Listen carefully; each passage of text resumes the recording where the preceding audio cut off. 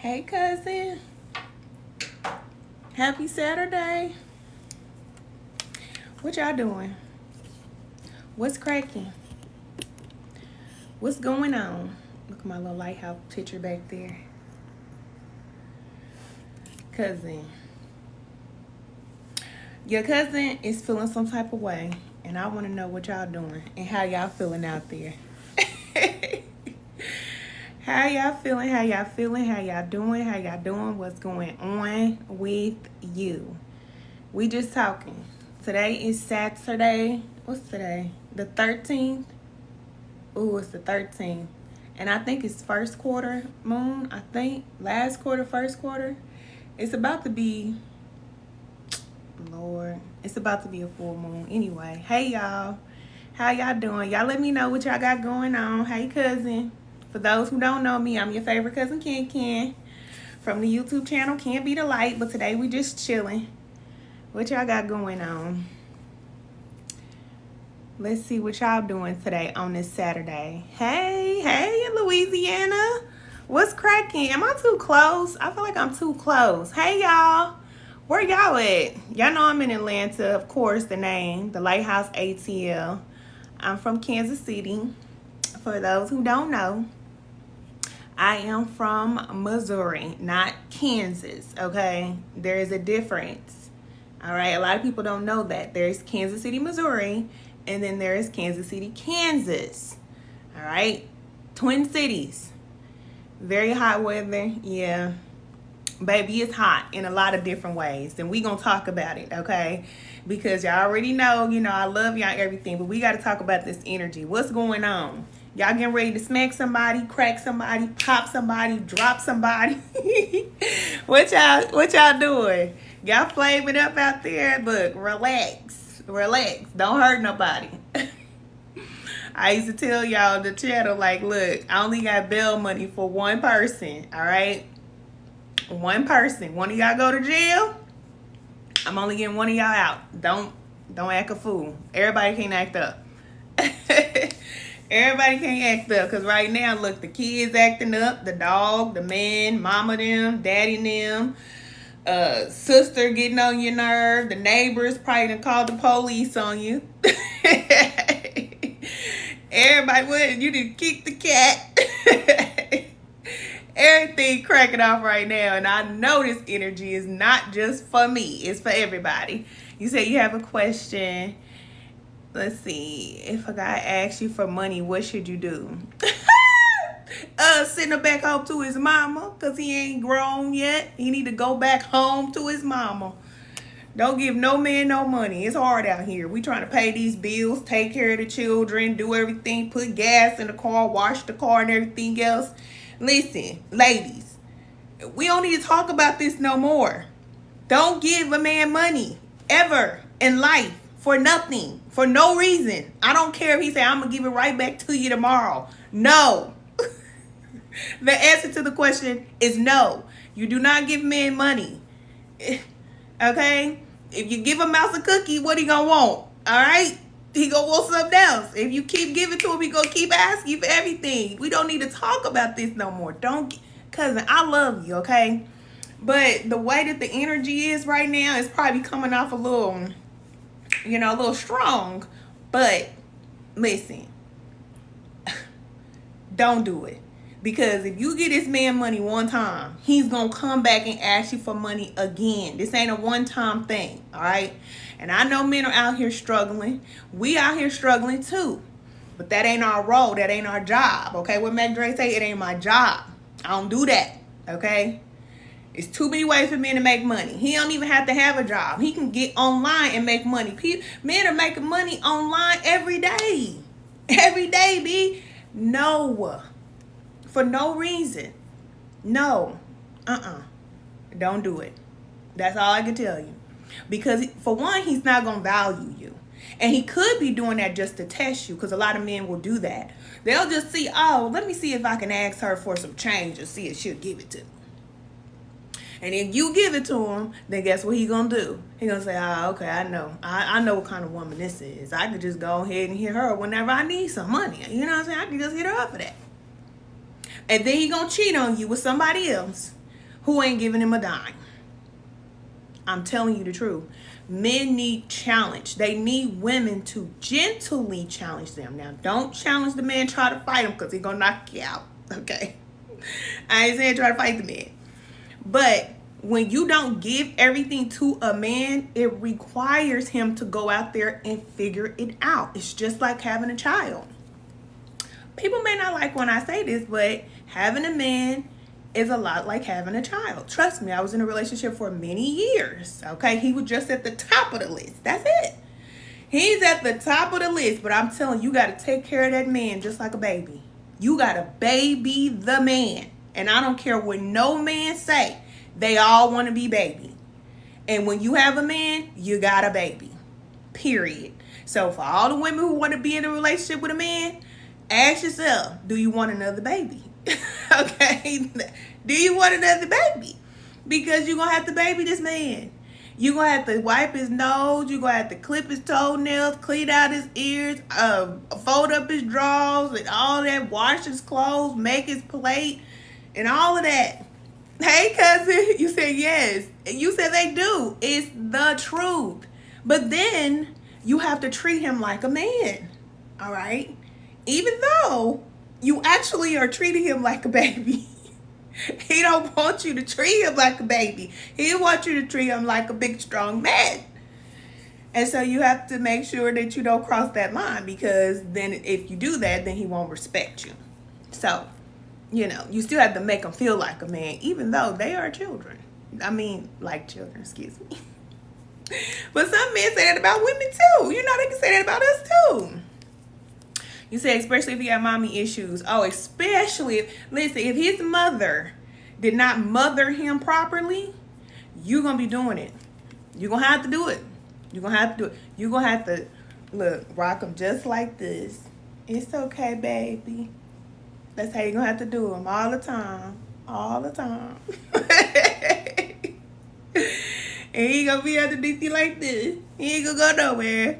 That's all you got to do. Oh, it's okay. For real. You said men with mommy issues are not for the weak. Seriously. And it depends on how deep it goes down, because sometimes they can make you pay. And you got to watch that, because a man can make you pay for what his mother did not do.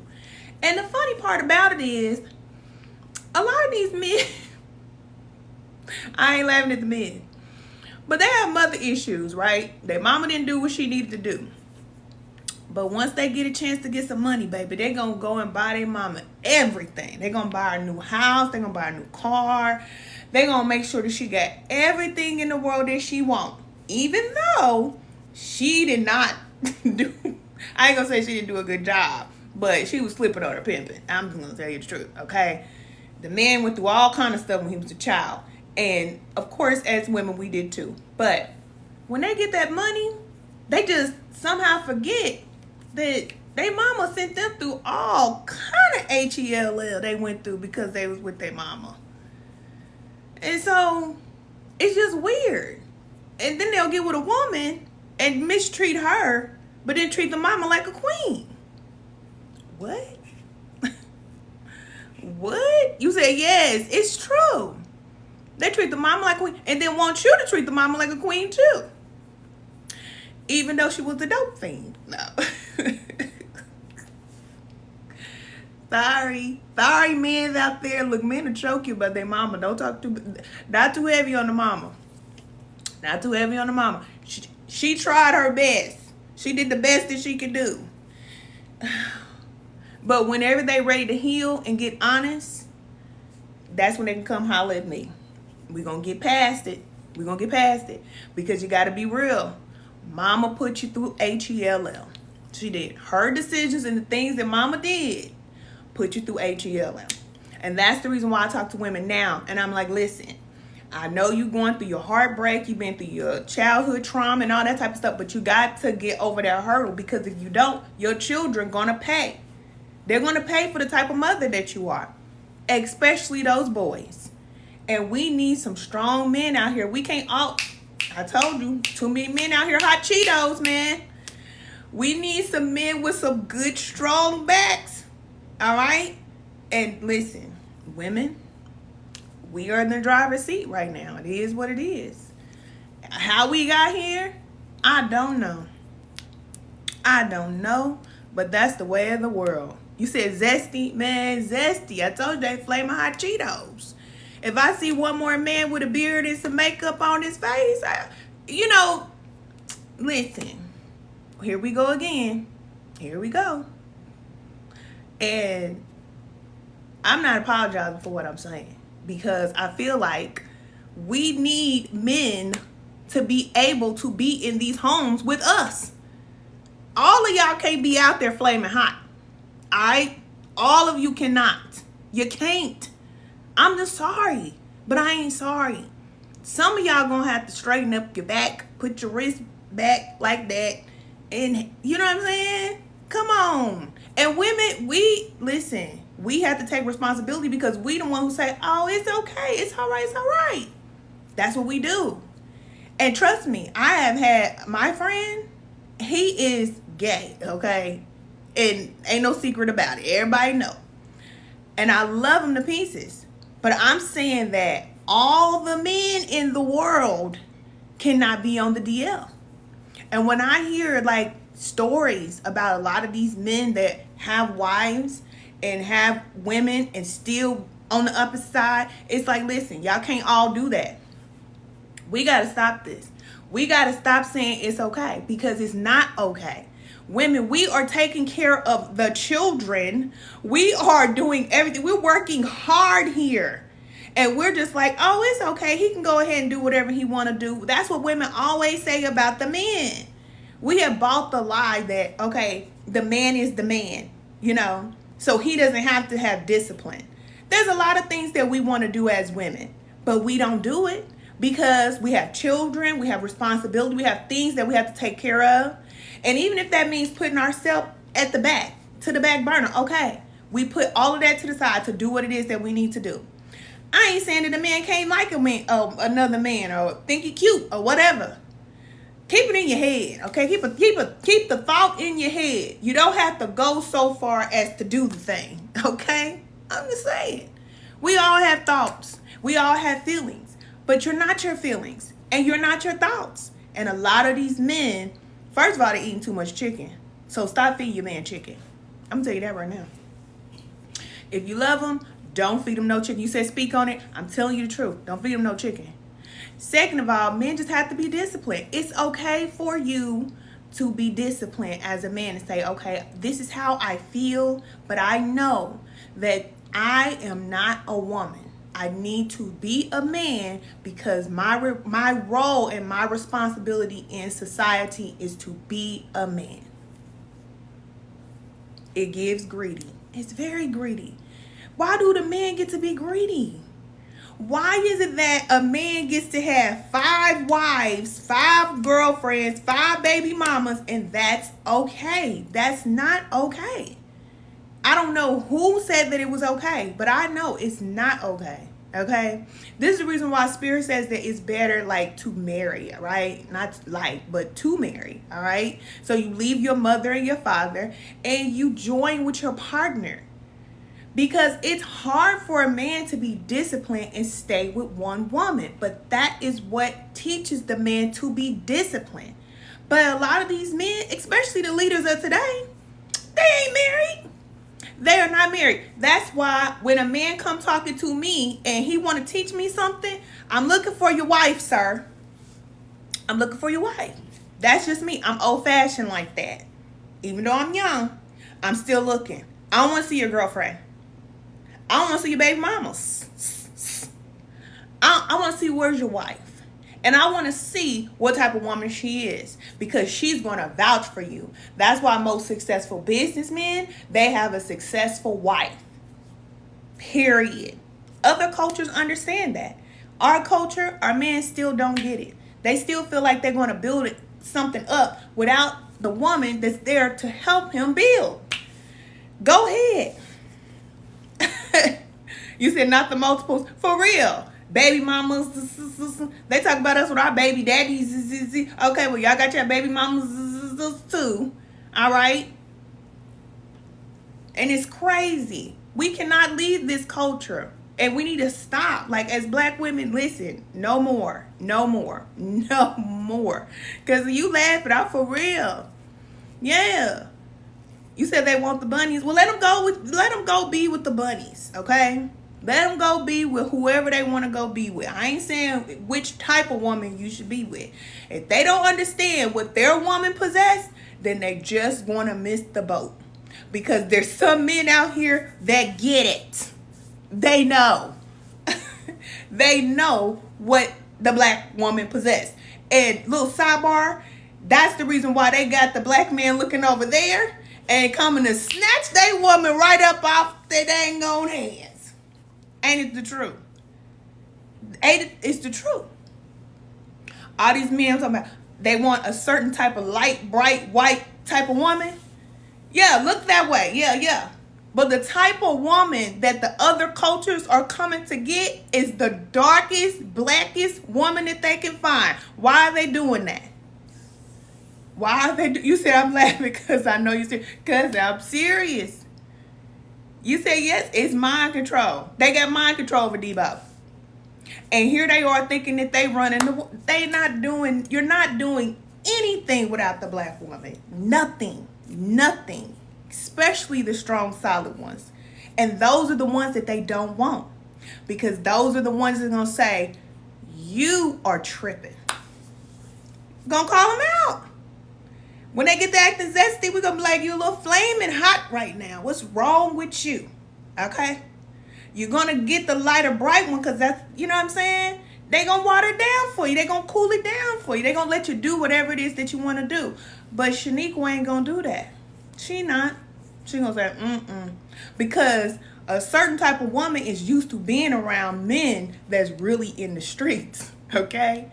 So she knows what a real thorough type of man is like. And if it ain't that, then it ain't that. That's it. Yeah. They need to be held accountable.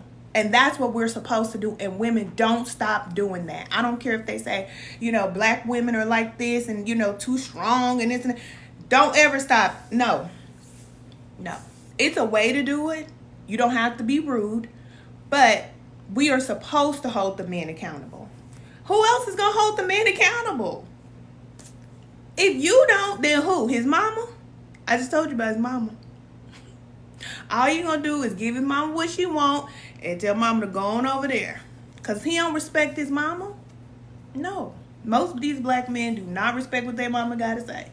They don't care. They don't have the reverence or respect for their parents. They used to back in the day. It used to be a thing where I'm going to call your mama. I'm going to call your dad. They get to acting up. I'm going to call your parents. And they be like, no, you ain't. Because I don't want my mama looking at me like this. And I don't want my daddy looking at me like that. It used to be like that. Nowadays, it be like, man, I don't give up. Call my mama. Oh. You get ready to call my mama. I'll give you her number. What's she going to do? You said some women don't hold men accountable. They don't. And that's why they feel like they can do whatever they want. And let me tell you, the men that are out here doing whatever they want, they're just miserable. They are so miserable. It's like having millions and millions of dollars and you have nobody around to share with. These men have so much access. So I don't care what they say about men who have money and this. No, it don't matter. It don't matter. Because he can have all the money and all the things that he wants. But if he doesn't have somebody who cares enough about him to not check him, but you know what I'm saying? Give him those boundaries.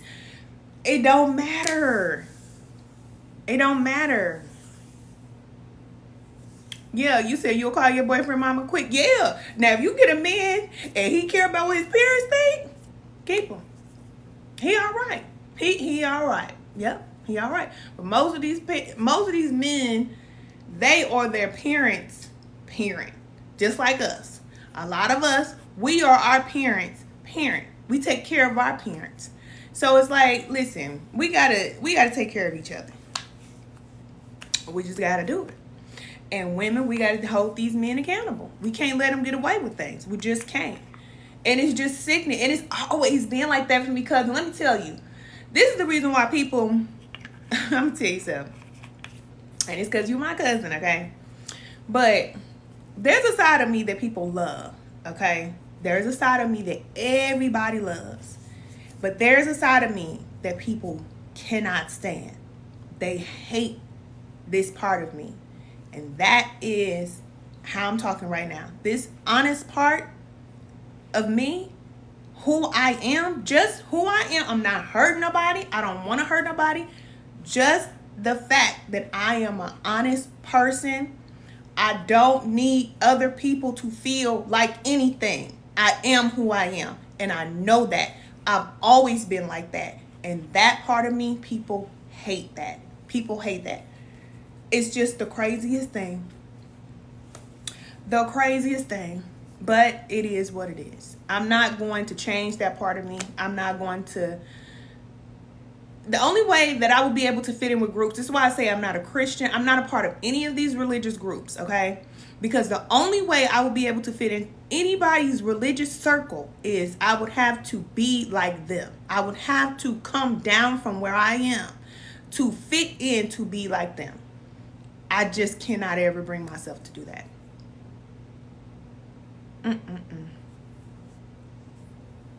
Yeah. Seriously. You either respect it or it repels you. Oh my gosh. Man, look. It's hard out here. You feel me? It's hard. But it is what it is. You said you don't have to and God still loves you. Yeah. I'm loved. I am loved. But not like how everybody else is loved. It's different. And Spirit told me that years ago. It's different for me. You know, I'm not going to have the love that everybody else has. You know, how people fit into groups and can get along with other people and, you know, have this support system and all that. That's not for me. And I accept it. The only way that I get a support system is if I create a support team for myself. That's the only way. But that's what I came here to do. But if I try to be a part of different groups, communities, anything like that, organizations, anything like that, nope, it ain't gonna work. It's not going to work. And you may feel like that too. Like you just don't fit in. You're not supposed to. And we have to just accept it. That's the hard part. That's the hard part. Yep. You're here to stir something up. I'm here to stir something up. But this is the thing though, cousin, because look, I don't be liking to do it. I don't. Because listen, for so many years of my life, like early in my 20s, I was always the person that I would speak my mind. But the fact that I used to do that, it used to always put me against everybody else. I would find myself being against everybody else. And I hated that. You know, I just didn't like that. And then I got to a point to where it's like, okay, I'm just going to not cause a stir. I'm just going to blend in. If I see something, I ain't going to say nothing. If, you know, whatever. I'm just going to be cool, okay? I'm just going to be cool. And then I was able to get along with people. You said, ooh, story of my life. For real. I was able to get along with people. You said you were describing me. Oh my God. That's because we're all one. Because I told you, when you hear me say spirit, I'm talking about the Most High. But we are all one. Don't ever think that it's anything different than that. When you look at the TV and you look at people and you look at women and everybody, you know, walking around, you think that we're all disconnected. But no, we are one human race. Whatever you're going through, we all are going through. Everybody. Okay? Yeah, you said you speaking. Real talk. Okay? So that's how it was for me. I had to stop saying things. If I stop saying things, then I can get along with everybody. I have to play nice. But the moment I notice something or I say something, it's over. Okay, it's a wrap. And then I would have to be like, well, either I would have to choose to stand on my square, like, okay, well, this is how I feel, so I don't care, or I would have to apologize. I'm sorry. I shouldn't have said what I said. I'm sorry, even though I'm not sorry. I'm not sorry for what I said. And my mama used to always tell me, kid, you talk too much. You need to keep your mouth closed. I said, but I need to say something. I need to say something. You said, nah, stand on your square for real. And I used to be like that. Like, I used to be like, I don't care. I don't care how nobody feel. But then I was by myself. And then I was like, well, I'm always be by myself. I keep talking. If I keep talking, I will always be by myself. I'm not going to have nobody come to my birthday party. I'm not going to have no friends. And because I'm telling you, I lived like that for years.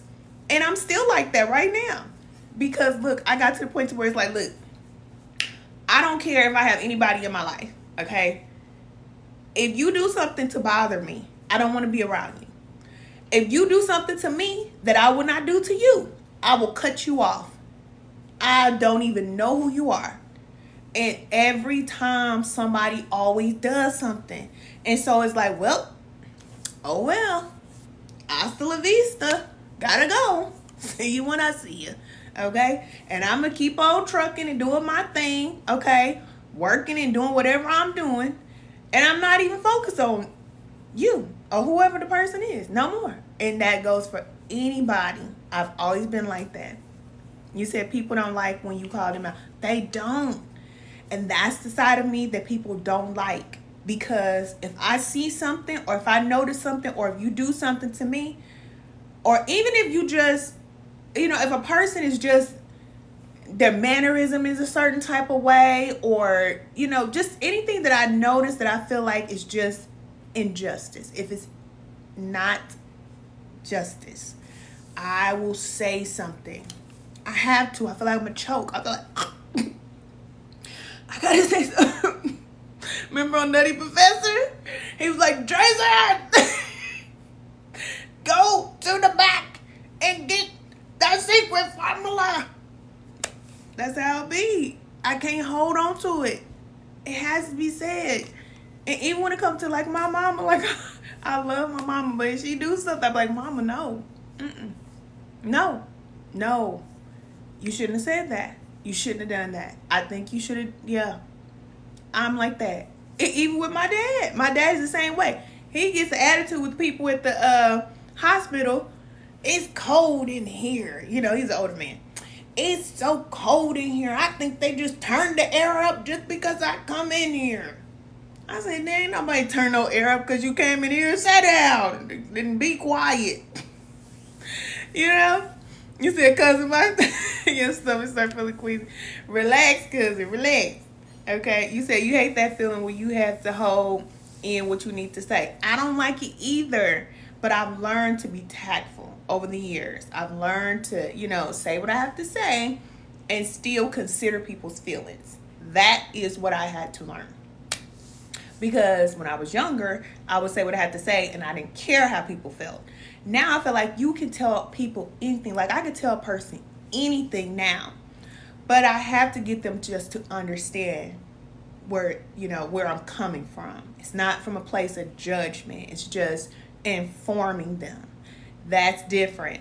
But I used to come off very judgy because I used to be irritated by people, period. They just used to irritate me. I just be like, ugh, you know, people just get on my nerve. And I just didn't care. But now I'm just like, I had to learn how to say whatever I need to say. And tone matters. Like your tone matters. The time that you're saying it to a person. Sometimes you need to take a break and then come back and address the situation. You know, all those things. So I had to learn. It's really being an adult, okay? I had to learn to grow up. So anyway, so like my dad's the same way. He'll do things or say things. I'm like, Dad, I don't think that was the best way to handle that. I really don't. But he listens to me and only me. He won't listen to nobody else. My dad's a grumpy grumpy type of man, okay? He's a little grumpy. But he knows, don't be grumpy with me because I'm not going to put up with that. I'm not. And he also knows that I'm not going to say something to hurt him. I'm going to tell him the truth, okay? And I'm going to say it in a way where he can get it and he won't feel like I'm trying to come down on him. Because I think that's the main thing. Like, people have their way about them, and even though it's not necessarily the way that I would do things, I still have to understand that people are like human and I'm not. We're not human because, listen, we have human, okay, and have angel. The human angels. Look at my wings. I'm just kidding. Yeah, you say you love that. Yes, okay. So, you know, regular, ordinary people do things that regular, ordinary people do. And you have to be patient with them while they're doing those things. But, you know, for people like us, we are, you know, we're different. You know, we don't do everything the way that other people do them. And it's just like, to us, it's just like, I would never say that to a person, or I would never hurt a person, I would never, you know, do certain things like that. But for them, it's just like normal, you know, for them to be like that. And it's just like, ooh, irritating. It's irritating. I got to say something about this. Whatever. You said half the things other people do. Yes, it's just, we're just different. We have to accept it. We have to accept it. And we have to live in a world with people that are just, you know, they're at different levels of awareness. We're all at different levels. And cousin, I have had a time, like my whole entire life, dealing with this. Learning how to deal with people closely. I can deal with anybody if they're just passing through my life. Like, you know, no sweat. I don't care. You cuss me out. You'll be gone tomorrow. I don't care. But if I have to deal with a person all the time, every day, yeah, we gonna need to get along. We gonna need to get along. And things that are just right just need to just be right to you. And then we gonna get along. You know what I'm saying? It's too perfect. I think it's too perfect. It's asking for too much. It's asking for too much. Anyway, who has a question? I want to answer some questions. Hey, cousin. Good afternoon. Who has a question? Any questions that you have, whatever you're going through, I don't mind answering your question. I know we're all going through something. Thank y'all for listening to me. I know I'm silly, so I'm going to share all my business. Yes, you say you came across my page and love my content. As a mother of 4, just hit 30. My soul is tired. Oh, cousin. I already know how you feel. Thank you. Thank you. You meant to be here, okay? You are meant to be here. Nothing happens by coincidence. There is no coincidence. You are in the right place and you have support. You have support. I am here. I am definitely here.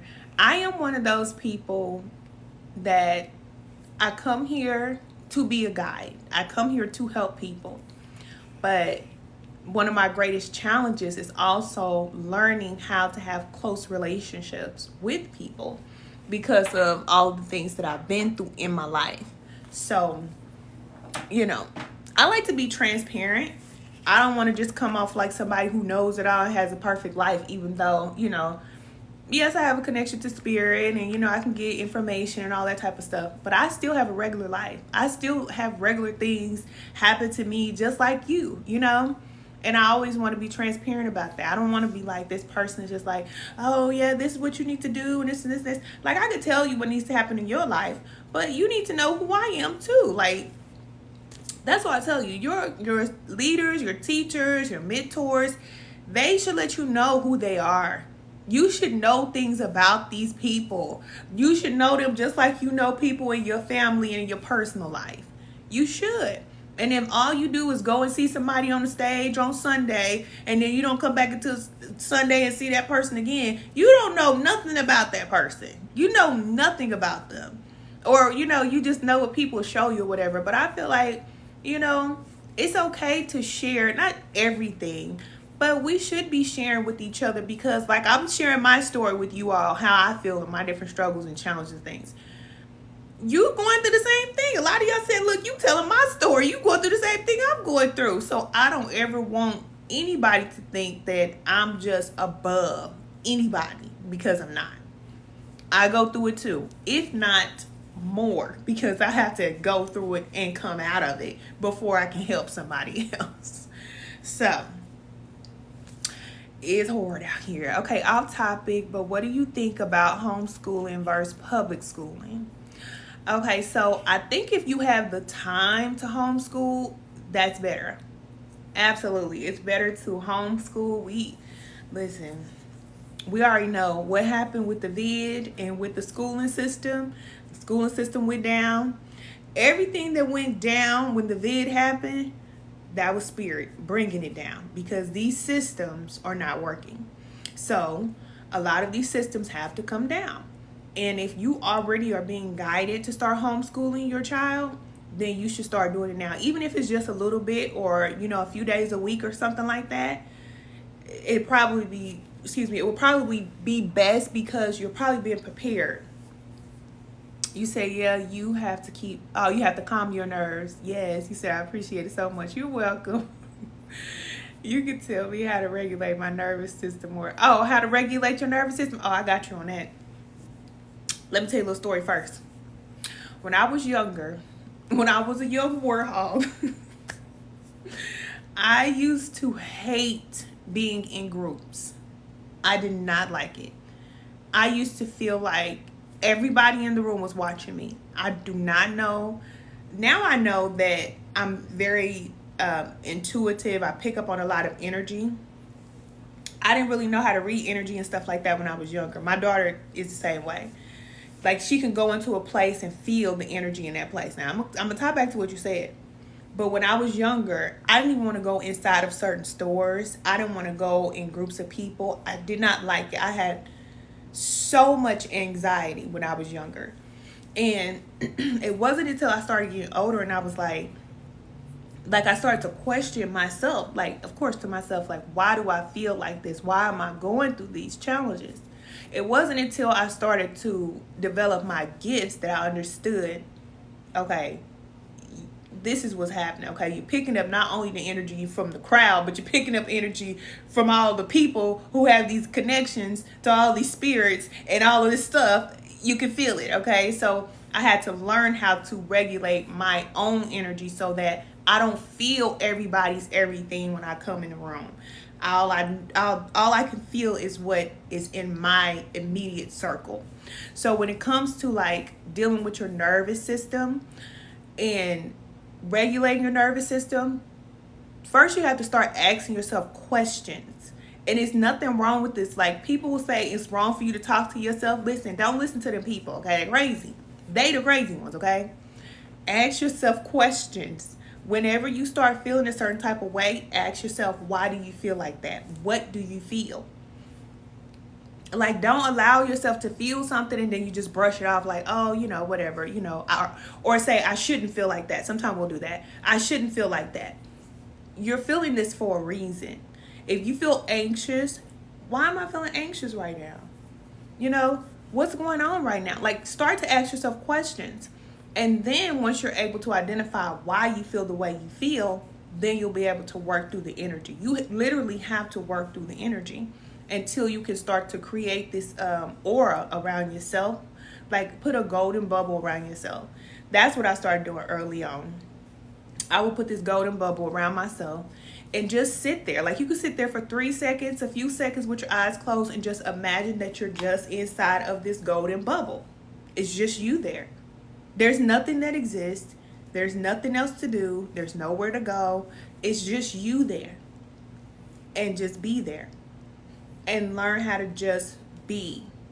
Because whenever we get anxious or we're ready to move or we got things to do, you're always on the go all the time, we can't keep up with it. Especially with the way that the earth is moving fast.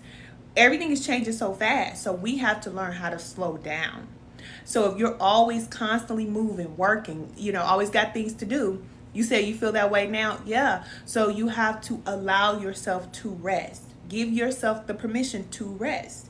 If you know that you're always on the go, then you're going to have to set a schedule to say, okay, this is my rest day. Pick a day out of the week. Like today is normally my rest day. It's the Sabbath. But Friday's my rest day too. So yesterday I didn't do nothing. I mean nothing. I didn't even get out of bed till 12 o'clock. Okay. So pick a day or two out of the week where you just don't do anything and just allow yourself to rest, because we have to learn how to do this. It's so important. It's so important. So really just give yourself permission to rest, because if you're always moving all the time, then you just feel like you always got something to do all the time, all the time, all the time, all the time. And it messes with you mentally. It starts to mess with you for real. Yeah, I lived that life, I'm telling you. And then on top of the fact that I already had like these gifts and things like that, I used to work. So I had to go to work, and then I had children, and then I had a man, and I had all these things that was pulling on me all the time. So it was like I didn't know what was going on inside my mind, my body. I didn't know anything that was going on. I just knew that I was tired. I was just tired. You said thank you so much. I appreciate it. I think the universe wants me to rest and keep moving. Yeah. You said yes. It's like, hold on. I just need to rest. But I just be, let's see, for the kids' work or something. I know, cousin. It feels like it's impossible until you start making a way. Because we create time. So whatever you want in your reality, then you're going to have to start to create that for yourself. So if you know you got to work during the week, okay, you got to work during the week. But when's your time to rest? Going to bed at night, that's not enough, because you just going to bed at night just to get back up in the morning and go back to work. So you're asleep. I'm talking about resting where you're still awake, but you're just wiggling your toes. You know what I'm saying? You just, got your little juice or whatever, and you just sitting there and you're not doing nothing. And you don't have nowhere to go. It's like, what? Women hear that and they're like, what? No, I have to do something. You don't. You have to find the time. Even if it's just a few minutes throughout your day, find the time. Because if you don't do that for yourself, you will start to be resentful. You will start to feel like you resent your life. You resent your children. You resent your, whatever it is that you're doing. You start to feel like, ugh, you feel tired. And I was there. It says it feel like you have so much to accomplish. Yeah, the physical world. Yeah. And so I was telling y'all ladies to join spiritual alignment class, because in the spiritual alignment class for 4 weeks, you're going to dedicate 4 weeks to resting, not just taking off from work. You're still going to do your work and everything that you do, but every Sunday I'm going to send you an email, and it's going to give you some things to do throughout the week so that you can remember to rest. Sometimes you just need that reminder. So I'll send you those things. And then you'll have some assignments, some things that you can do and work on, as far as mindfulness and discipline. If you want to start eating better, I'll give you the healthy meal plan and all that stuff. But listen, we don't have a choice. I told you, ladies, if we don't rest, Spirit is going to sit us down. It's going to be impossible to keep doing what we're doing. We can't do it no more. We can't. That's why the men need to get up. Put their hand back up like this, straight like this, okay? Get that back straight. And HUD 2, 3, 4. All right? Because we need to get into our feminine energy and nurturing ourselves. But we're trying to nurture other people. We don't even nurture ourselves. So that's the reason why with spiritual alignment class, that is what you're doing. You're going to become aligned with your spirit so you can start following the guidance that you're already getting. You're getting the information. But a lot of times we feel like, well, is God helping me? I'm praying and things are not changing. You're getting the information. It's just going right past your head because you're always moving.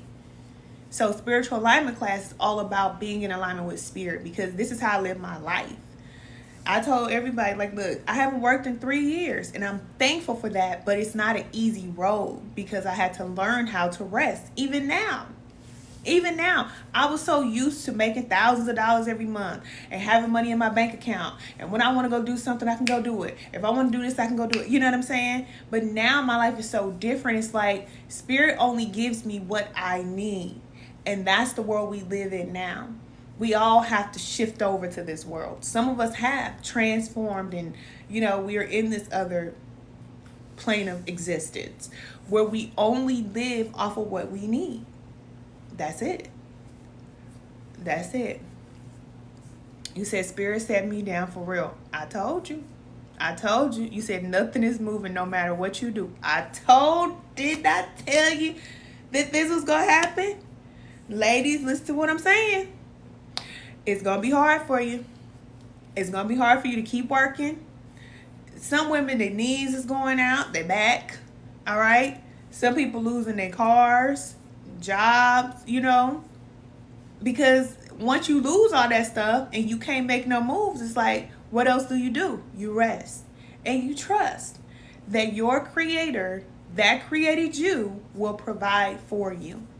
And I believe that the women are going to lead this movement and trusting in our creator to provide for us, because this is the way that it should have been all along. All alone. How do we start working for these jobs and killing ourselves and working to the bone and having children, can't be there to take care of them and all of this crap? Listen, that's over. That's over. If you love working on the job, then you should love the mission and the purpose and everything connected to their job. But if you don't love the job and you're just doing it for money, it's not going to work. Even when it comes to business. If you have a business that's paying you money, but you do not have a connection to it, that is not your purpose, it's not going to last. It won't last. Because now we live in a world where you have to do things with intention. It has to mean something. It has to be real. So even though, it seems like the world is going crazy and all these things are going on, we're going to see all this stuff go up. Yeah, it's going to go up.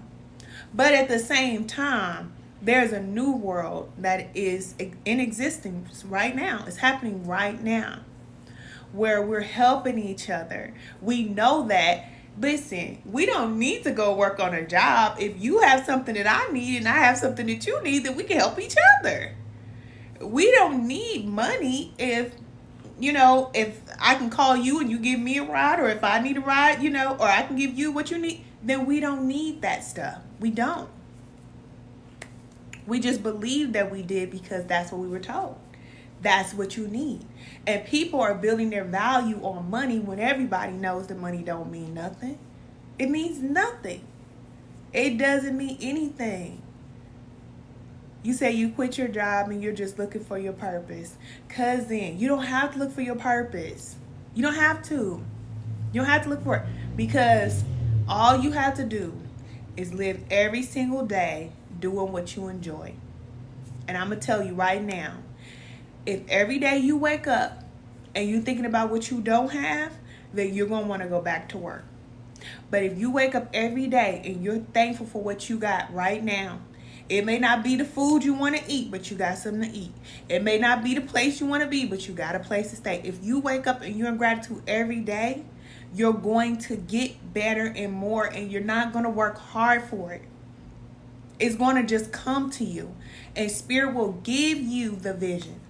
You will wake up one day and Spirit will give you an idea to start a business. Start this website. Start selling this thing. You can do this. Start doing this. You will get the information when it's time. But before you get the purpose, before you get the vision, before you get all that, you have to be right. You got to be able to carry it out. And if you're always working and you're always stressing all the time, then you're not going to be able to handle that purpose. You're welcome. You're welcome. You are right where you need to be. You will never do nothing wrong. Don't think you did nothing wrong. Oh, I wonder if I should go back to work. I wonder if I did that too. I told you I quit my job or, stopped working. What was it? It was 2019 when I stopped working. And I did not have a plan. I didn't. But I was on YouTube at the time. But YouTube wasn't paying me like that. But I just figured that I was ready to go. I needed to do something. And sometimes we just have to do something. We just gotta just jump out there and let spirit catch us. Just do something. Now, I'm not telling you to quit your job, because listen, follow your own spirit, all right? Follow your spirit within. Don't do nothing prematurely, because see, I'm gonna calculate my risk, all right? I told you I had a little $5,000 income tax check tucked on the side like a little Capricorn, just in case. Had them little $5,000 right here, okay? But that's how I move. But if you know you need to move, at least move, do something. But if you keep staying where you are, some women been on job for 10, 20 years, men too. You've been there 10, 20 years. You don't like being there. You don't like it. You know you need to go. Do something. And don't wait for something to happen in the world before you make a move. You say you've been following me since YouTube, cousin. So you already know. I ain't lying. Tell the folks. I done been up, down, up, down. Look, I've been like this. I done been through it all. I'm telling you, you are not alone. You are not alone. And you can do it.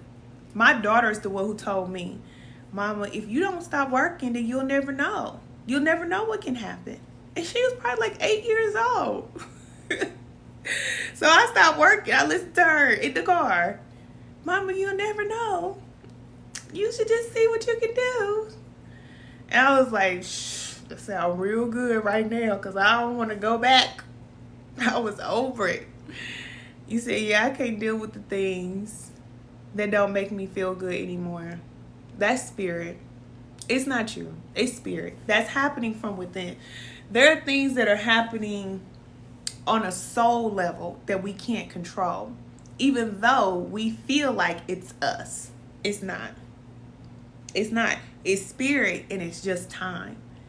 And when these things start to happen, it's like you could feel like you're doing the wrong thing, but you can never do the wrong thing when you're following your bliss, what makes you happy. You will never go wrong.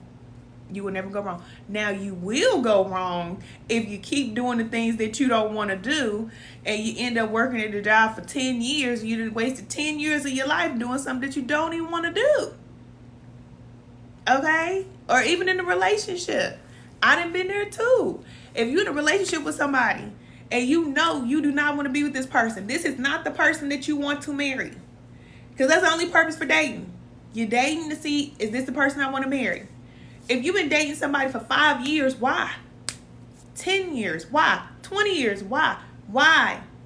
Because you're not sure. One of y'all not sure. So either you need to get married or you need to let it go.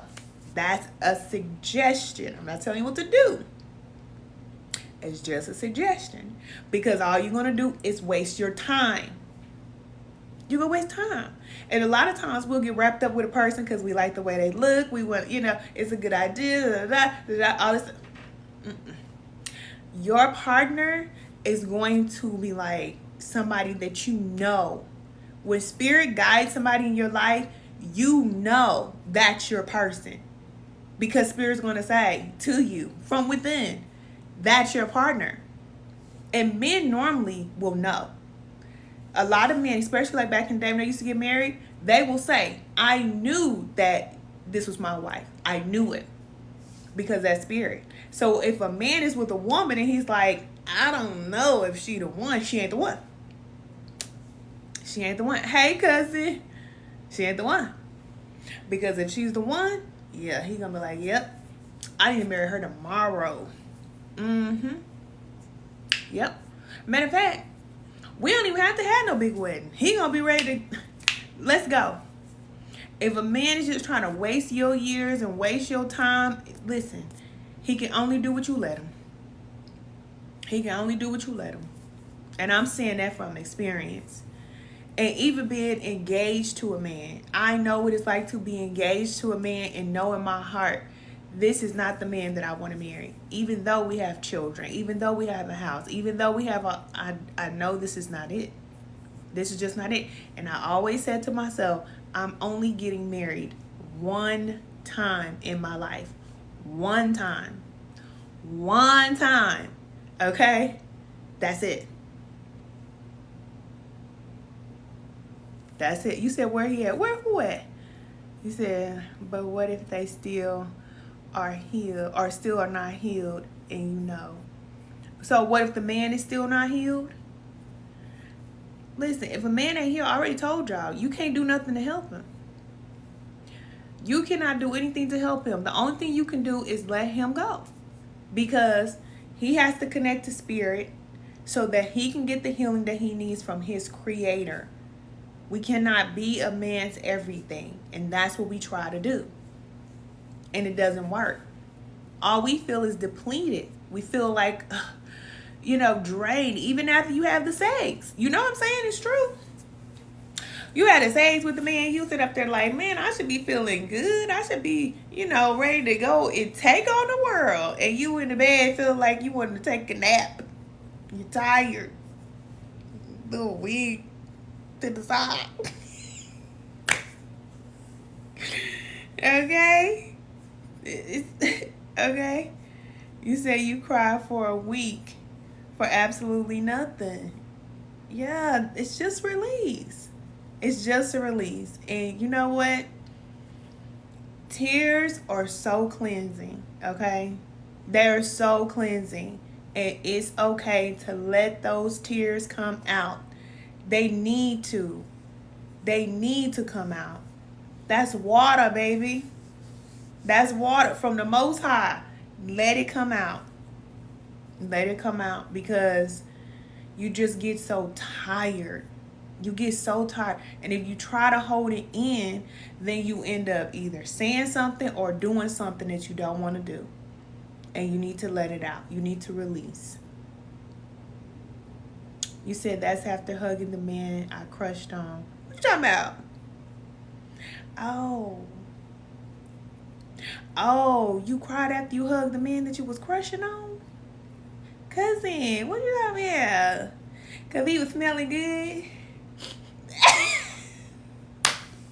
Sometimes the man be smelling good, girl. He made you cry. He's like, oh my God, you smell so good. Why was you crying if you had a crush on him, cousin?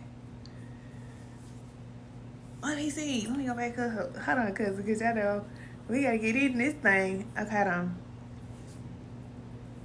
Oh, okay. Hold on. Let me go back up. That's why I say I got to read this. I hugged the man. In the pit of my stomach felt sorrow and pain. Oh. So the man that you had a crush on? Oh, cousin. So the man you had a crush on, you hugged him and then you felt the pain? You felt his pain? And you cried for absolutely nothing for a week. Oh, cousin. Yeah. So that's energy transfer. That's what that's called. And that's why we don't hug everybody. That's why we don't. We don't touch everybody with our hands. We don't hug everybody. And I would suggest, even for women, you don't let people put their hands on you. That's a big no-no. Especially in this world. This is a different time. And there's a lot going on in the spirit realm. And men have a lot of these connections and attachments. A lot of them carry a lot of dark energy right now. They do. And a lot of them don't know how to get it off. They don't. They accept it. They feel like they're fighting with dark forces, or you hear them talk about demons and stuff like that. But they don't know how to get it off. They don't. But as women, we do. We do. And that's another reason why we have to do the work on ourselves, because it's not just about us. There's a whole world that needs women that are able to heal. And that's what we do. That is what we do. Yep. You said, oh my God, I hug everybody. I grew up with hugs and kisses. Yep. And shaking hands too. But that's the way we were conditioned to be, But when it comes to force, we're talking about spirituality now, okay? When it comes to the spiritual realm, that is how a lot of spirits transfer. It's through these different portals. So you have portals in your hands. You have a portal, of course, in your heart, okay, your heart chakra. But you have these different portals. You have portals in your feet. You have portals at the top of your head, and we have to protect ourselves. You have to protect yourself. And that's why I said, women, listen, if you're feeling guided to, abstain and not have the sex, follow spirit. Listen, because you can feel like it's just casual. You're just going to have sex with somebody. But that person, that man, can be transferring energy to you. He don't know that, but you know. If you're listening to me, you know. Now, okay? And it's easy to get it on, but it's hard to get off. It's hard to get off. And then, like Cousin said, you'll be crying and you won't know why. You'll be feeling like depressed, or you'll feel like you don't want to live, and you start having all these thoughts, and because a lot of men have a lot of thoughts, okay, because they always thinking all the time. So when it comes to these forces that are connected to them, and really, I don't want to use the word attack, but it's just attached to them, they will start to have all of these thoughts. And we do too, but men are having it very intense right now. And women, we receive the negative energy, okay? And this is what happens spiritually. When the man comes in, he been out working all day, do whatever he's doing. And he comes in and he want to lay on you and be with you and have sex with you and all this other, okay. You have to know how to cleanse the energy off of you. And a lot of women don't know how to do it. They just think they having fun. You having fun, it feel good. But it's the same thing like, having a baby, right? You have the sex, you get pregnant. Yeah, it felt good to have that sex, but that baby got to come out. Okay? Yeah. It's the same thing. You can have your fun with your man, but you also got to know what's going on. You got to cleanse. You say you became an angry bird with pain. So, yeah, his energy way up. Yep. And see, you just looking at him with your eyes, and you just like, oh, yeah, he fine. You had to crush on this man. He's like, oh, yeah, he fine. Ooh. And so you give him a hug, and you think like, oh, yes. Got their big arms wrapped around me. Thank you, cousin. Thank you. And so you think like, oh, yes, because that's how we think, okay? But whole time, you don't know that this person is dealing with all this other stuff, dark stuff, that he would never tell you. And a lot of men will attest to what I'm saying. They know that the thoughts that they're thinking and things that they're doing behind closed doors, they don't tell the woman what they're thinking and what they're doing. They will not tell you. But I'm telling you, they all have this intense attachment right now. All men. Because they're being called either to come up or they're going to be demoted. I'm just going to say that. Because they're the leaders. The men are the leaders of the new world. So they have to get in position. And it's not enough just to be doing all of this. Okay? But you don't know, what's going on inside your body. You're doing all kind of stuff. Having sex with all kind of women. Eating all kind of trash food and doing all some type of stuff. But you're the leader. No, you're not. No, you're not. Because the Most High, the Creator, the elite, the Most High will require us to come up higher. Will discipline us. So if they're not disciplined and they're not doing the things that they need to do as men, as leaders, then Spirit is really working with them on the back end. So that's why I'm telling you, ladies, focus on yourself, okay? Work on yourself, because there are a lot of men that are working on themselves and they are getting themselves together, okay? So there are going to be men out here, but they ain't going to have their stuff together, and they're going to want to be with a certain type of woman. So having the money ain't going to get this type of man. Having the butt and having the face and all that stuff, it ain't going to get this type of man, because this type of man is going to be able to see through all of that stuff as an insecurity. Because this type of man that I'm talking about, he's doing the work on himself. Spirit is working on him. So, hold on, cousin, we got a puzzle. So, okay, he's going to want to heal a woman that's going to be able to help him to heal. Because I told you, he's going through all this stuff in his mind and all this stuff going on within him. So when he come back to the woman, he come back to you, he needs some help. He need a safe place to land. He just don't need no bucket of fried chicken and some ice cream and some safes. No. Mm-mm. No. Mm-mm. Because you could be giving him energy. And now he has more. He already got what he got on him. And then now he got all your sorrows on him too. No. Mm-mm. No. It shouldn't be like that. When he comes to you, he should release. And then you should cleanse. And every time it should be like that. You say you've been single and celibate for 3 years. I know. Spirit told me.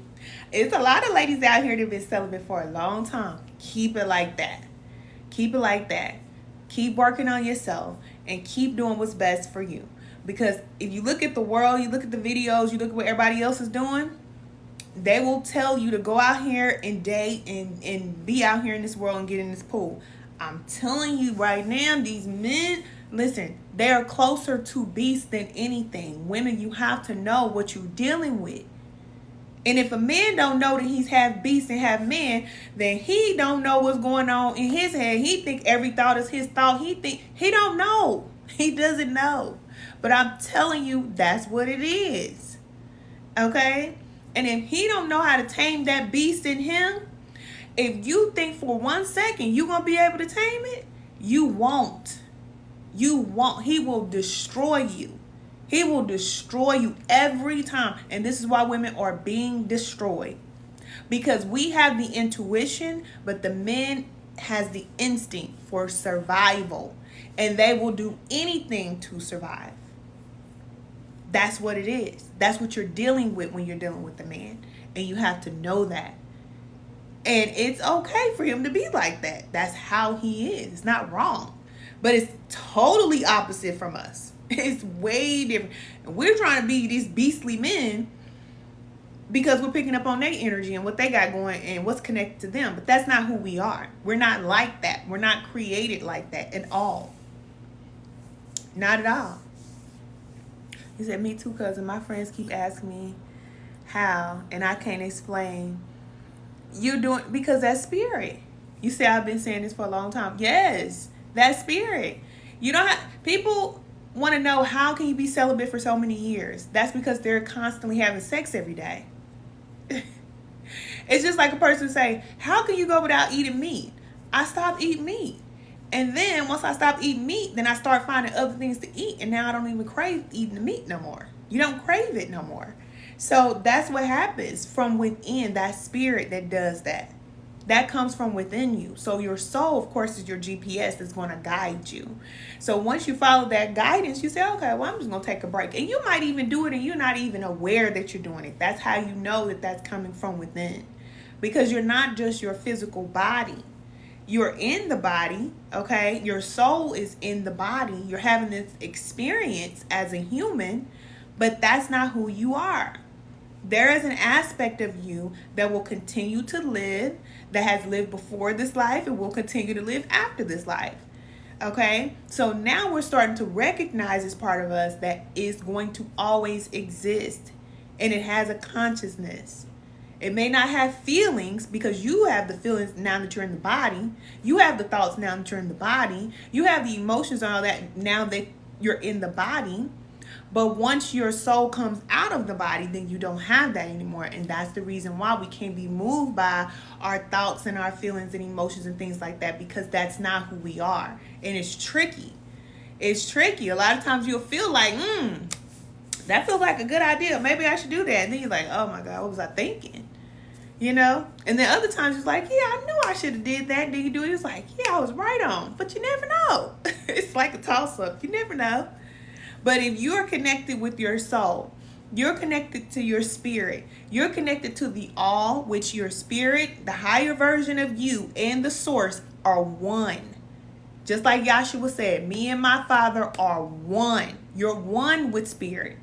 You just got to get this body in alignment with what already exists.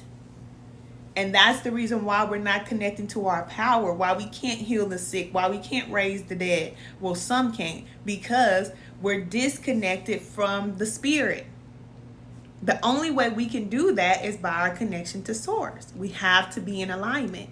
And the things that we do disconnect us from spirit. It has always done that. It will always be that way. If we want to eat how we want to eat, spirit's like, okay, over there. I told you how to eat. You want to eat what you want to eat? Okay. We all know when we with somebody we shouldn't be with. Okay? You want to be with him? Cool. Go over there. You won't connect to your spirit and your power as a woman as long as you keep doing what you want to do. And men too. Same thing with men. We all just going to be out here just trying to figure it out. But the only way we can connect to that power is by connecting to source. It's just like when you plug your phone up in the wall, that charger can't do nothing unless you plug it into the source. It's just a charger. And that's how our bodies are. Our bodies are just bodies unless we plug into the source. You said any tips or suggestions on how to cleanse your energy?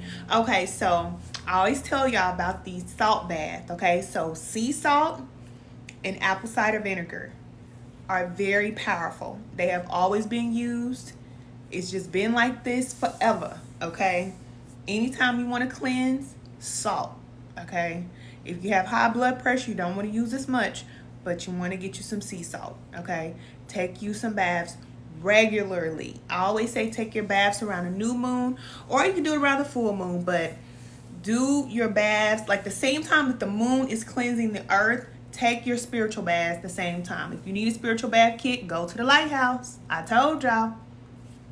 I'm sending them out to y'all all the time because listen, I got you. Spirit already told me that y'all was coming, so I got them on deck. All right, take your spiritual bath. Now my spiritual bath kits have herbs and I pray, and I'm an energy healer, so I put energy healing into the kit. Okay, but you can take your own spiritual bath. The only thing about it is you want to take a shower first, like you regularly would take your shower, and then you would take your spiritual bath. That's the difference. You don't want to just get in, take your clothes off and get in. Clean your body off first, take a shower, and then take your bath. Sea salt, apple cider vinegar. Once you start feeling clean, you'll start to feel lighter. You'll see that the energy is being removed. Read the Psalms, okay? Read Psalms 23 through 25, okay? That's going to help you. Make sure you always keep the Psalms. If you can remember the Psalms, keep them in your head. Keep them in your head, okay? Recite those Psalms. When you putting your energy into the water, you cleansing and you doing all that, put your intention into it and cleanse that energy out, okay? Now, once you start doing this, if you want to keep having the sex, don't waste your time.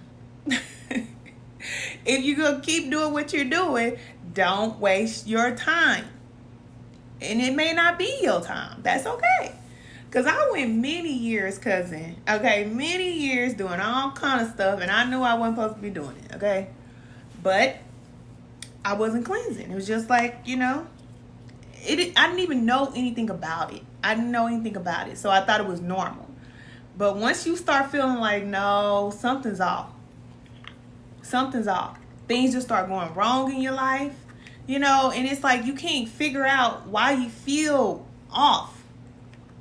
You got to cleanse your energy, not just your body, because I just told you, you're not just a body. You're also the spirit, the soul. Okay? And your energy has always been on point on all platforms. Thank you, cousin. Listen, it's hard work. It's hard work. But I was born an energy healer. I was born with this, you know. And the women that come before me, they were all treaters and healers and things like that. But not all of them, okay? Some of them was on that other end, okay? But I was born this way, and I didn't know. I didn't know. I had to go down the path. And that's why I say just whatever you do, you can't go wrong. Because spirit will get you right. You're going to get right. When it's your time, you'll get right. But staying in one place and not doing anything, you won't discover your purpose. I had to discover this path and figure it out. And so that's what you're going to do. Especially now that you have the time. For our cousin that said she quit her job.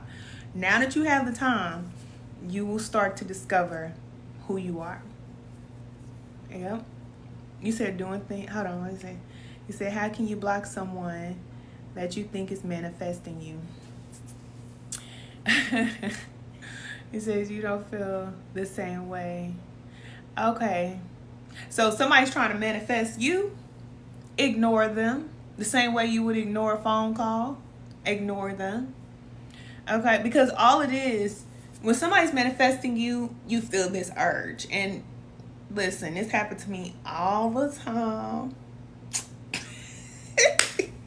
I'm just playing. But you know, it happens, okay? It happens. But listen, when you feel somebody else's energy, they're trying to send you thoughts, they're trying to send you this, they're trying to send you this, okay? All this telepathic information and all of that, you ignore it. But you have to know how you feel. Because if you don't know how you feel, then it's easy for somebody else to tell you how you should feel. You see what I'm saying? And that's what happens in the spirit. In the spiritual realm, spirits can tell you how you should feel. And that's where a lot of people's depression comes from. They think it's from them. It's not from them. There's entities that are implanting thoughts so that you can feel a certain type of way. And it's not wrong, okay? It's not evil. It's not wrong. It's so that you can identify how you want to feel and you can have the dominant thought.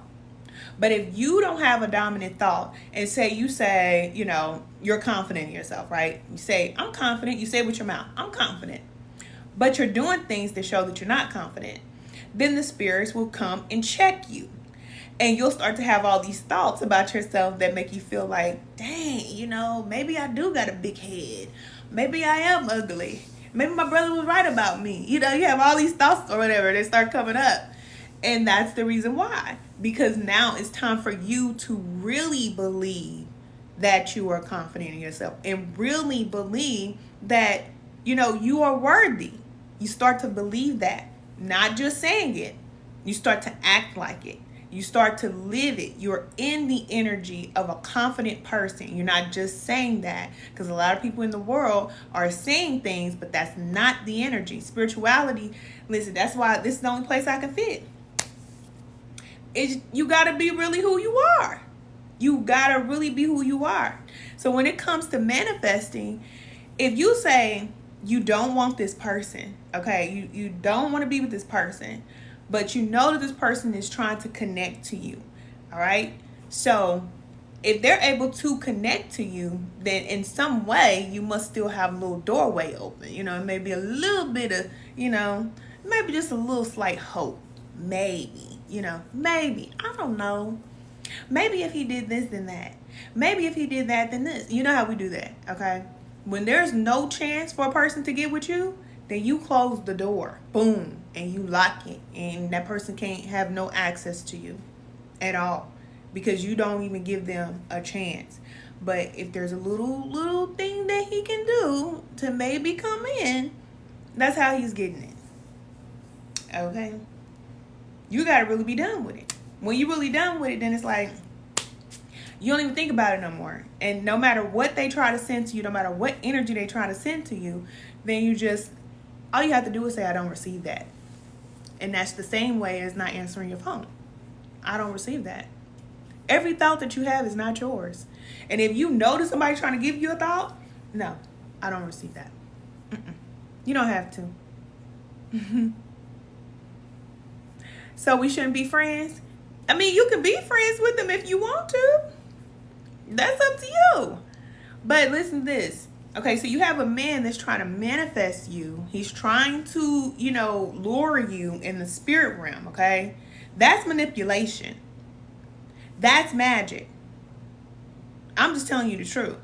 Because if somebody has to go so far to do something like that, they're trying to make you feel a certain type of way that you don't feel. So then ask yourself, do you want to be friends with a person like that? Because a lot of people think that this magic stuff is cute, but really when spirit get done with them and then occult police come and checking down on folks about doing illegal activity in the spirit realm, yeah, it's police in the spirit realm. They're going to be done forever. I'm telling you. They ain't going to never try to manifest nothing else again. Because that's illegal. All right? Total violation. Not even the Most High will tell you how to think and take away your free will. You have the free will to choose. So if a person is trying to manifest you or make you believe something or put this magic on you, women or men, don't matter who it is, then they are trying to take away your free will. And that is a violation for humanity. We cannot do that.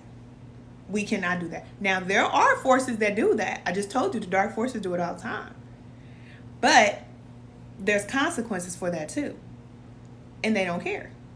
And if they don't care, then they on that side. And it's just what it is. But we on the light side, so we don't move like that. We believe in free will. If a person wants to be with you, then you just be yourself. And you allow yourself to just be. And if it worked, then it worked. But you don't have to go so far to say, oh, I'm going to make you be with me. I'm going to go to bed tonight, think about you 3 times. And you're going to be calling me tomorrow. Excuse me? He said she likes me. And I don't like her. You know what? You don't know what you want. You don't know what you want, cousin. Because you sitting up here saying that the person likes you, but you don't like them. But they're trying to manifest you. And you don't know if you still be friends with the person or not.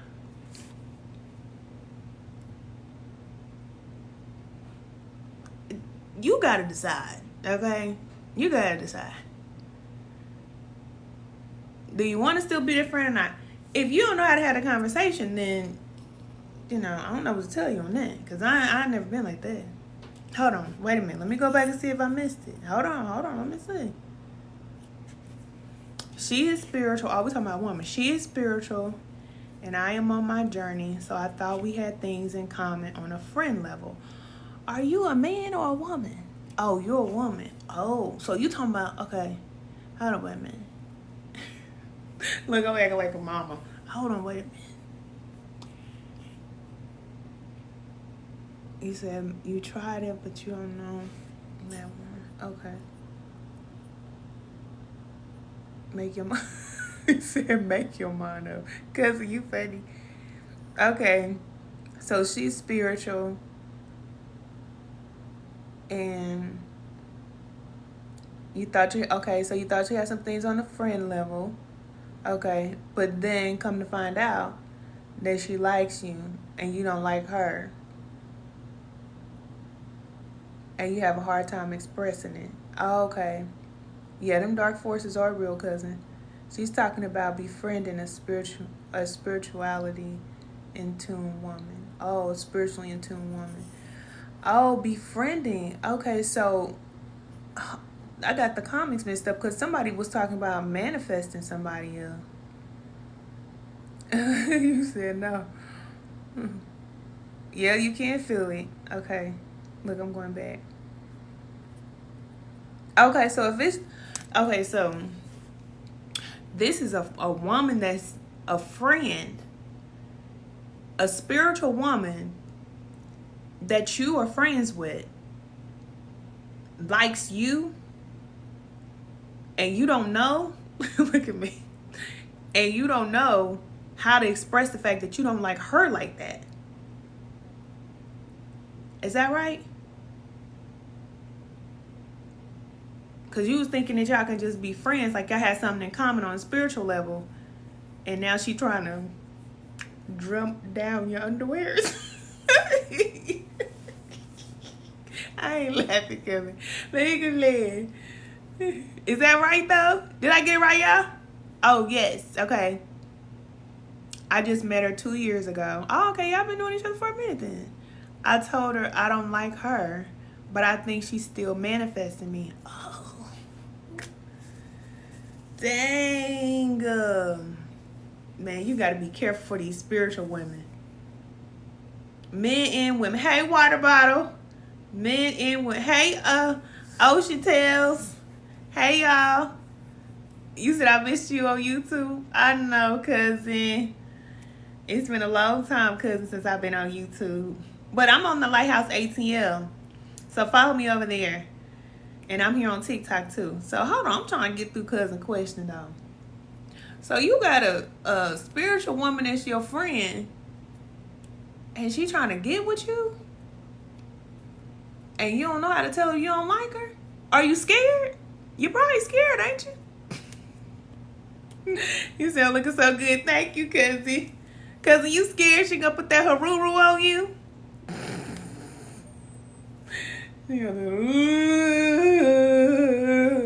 Come to me. She's gonna do one of them come to me spells on you. Let me quit laughing. Thank you, cousin. Cousin, tell her that you don't like her. That's all you gotta do. Girl, no. Bippity boppity boop. You said no? I still get it wrong? I think she is a good person, but not the person she thinks otherwise. You want to be her friend, but you don't want to be with her like that. Tell her. Tell her. All you got to do is tell her. If that witch get mad, excuse me.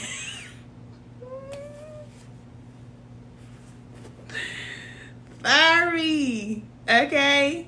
But the witches is in the streets, cuz. You said it's funny because they really don't have the power. Yeah, you give them the power. And that's the reason why they have the power to do certain things. And also the way you live your life. You have to be in alignment with spirit. Those are the only people. Listen, I'm getting ready to tell you something. Let's talk about spirituals. Okay, let's talk about the spirituals because I love it. The only people that these witches cannot touch are women and men that are spiritually connected to the source. That means you live your everyday life in alignment with spirit. What you're guided to do, you do it. What you're guided to stop, you stop it. You have a certain protection over you, and you don't have to do nothing for it. You don't have to do anything. It's just there, okay? If you are doing whatever you want to do, you living your life however you want to live it, which is how 90% of people live, okay? We call it sheeple, how most people live. They can tear your butt up. I'm not saying it's right. I'm just telling you what's happening. The reason why these witches and these warlocks, because men out here doing it too, they able to do that. Thank you, cousin. Thank you. They're able to do it because you're disconnected from spirit. Spirit can't help you. It's like if you have a child, right? You have a child, you teach your child everything that you know. Thank you, cousin. You teach your child everything you know, right? But then they say, oh, I want to go out here and live life however I want to. And they go out in the world and they do whatever they want to do. You can't help them at that point because they're doing what they want to do. In this world, as long as we are doing whatever we want to do, spirit cannot come in and we cannot pray and say, help me. It don't work like that. Because in this realm, there are certain entities that have dominion. There are even certain nature spirits that have dominion here. Okay? So I'm just letting you know. When you're dealing with these spiritual people, let me tell you first of all, they're not dangerous. They're being used to. They think they're powerful, but they're not. A lot of the times, even the way they feel and the way that they think is coming from the spirits. They think that it's them, but it's not.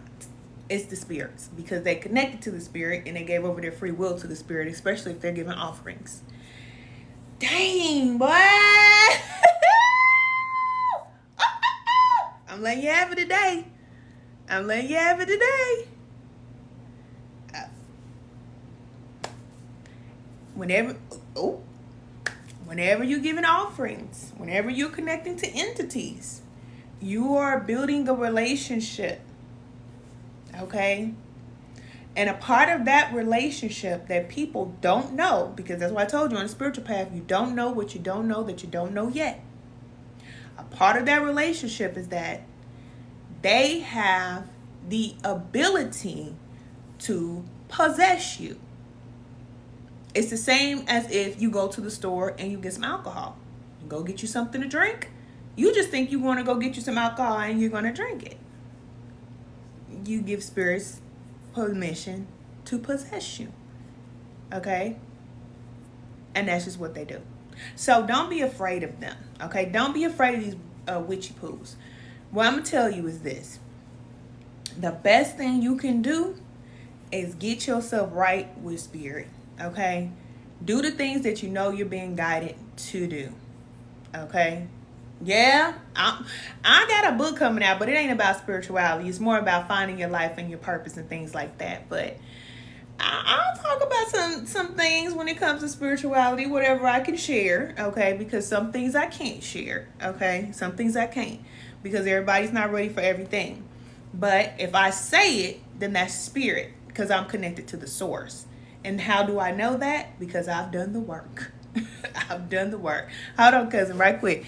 Look at my pretty yellow pillows while I'm gone. I'll be right back.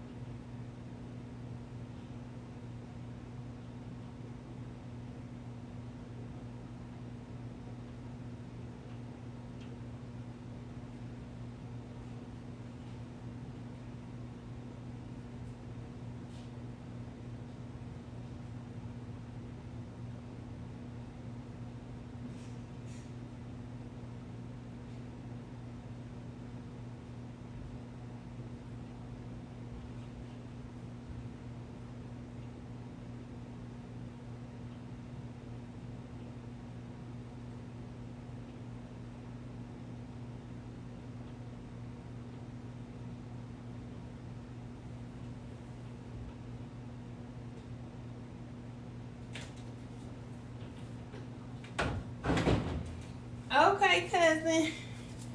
I'm back. Oh, y'all still here. Okay, cousin. So, yes, so that's what I was going to say. What was I saying? Okay. Get your life right. Because, excuse me, that's the only way that they can get to you. Because the thing is, when your vibration is high, you know who you are, you know what you came here to do, you know, you one with spirit, you rolling like that with spirit, you have a purpose and they can't get in between what you're doing because you doing your job, they doing their job, okay? So in the spiritual realm, the dark and light, they don't cross paths, you know. The light doesn't cross the dark and the dark don't cross the light. If the dark is tearing somebody up, they can tear them up if they're rightfully able to do that, okay? If the light workers are helping and healing somebody and that's what they're supposed to do, the dark forces cannot cross that path, okay? Yes, just like chess, exactly.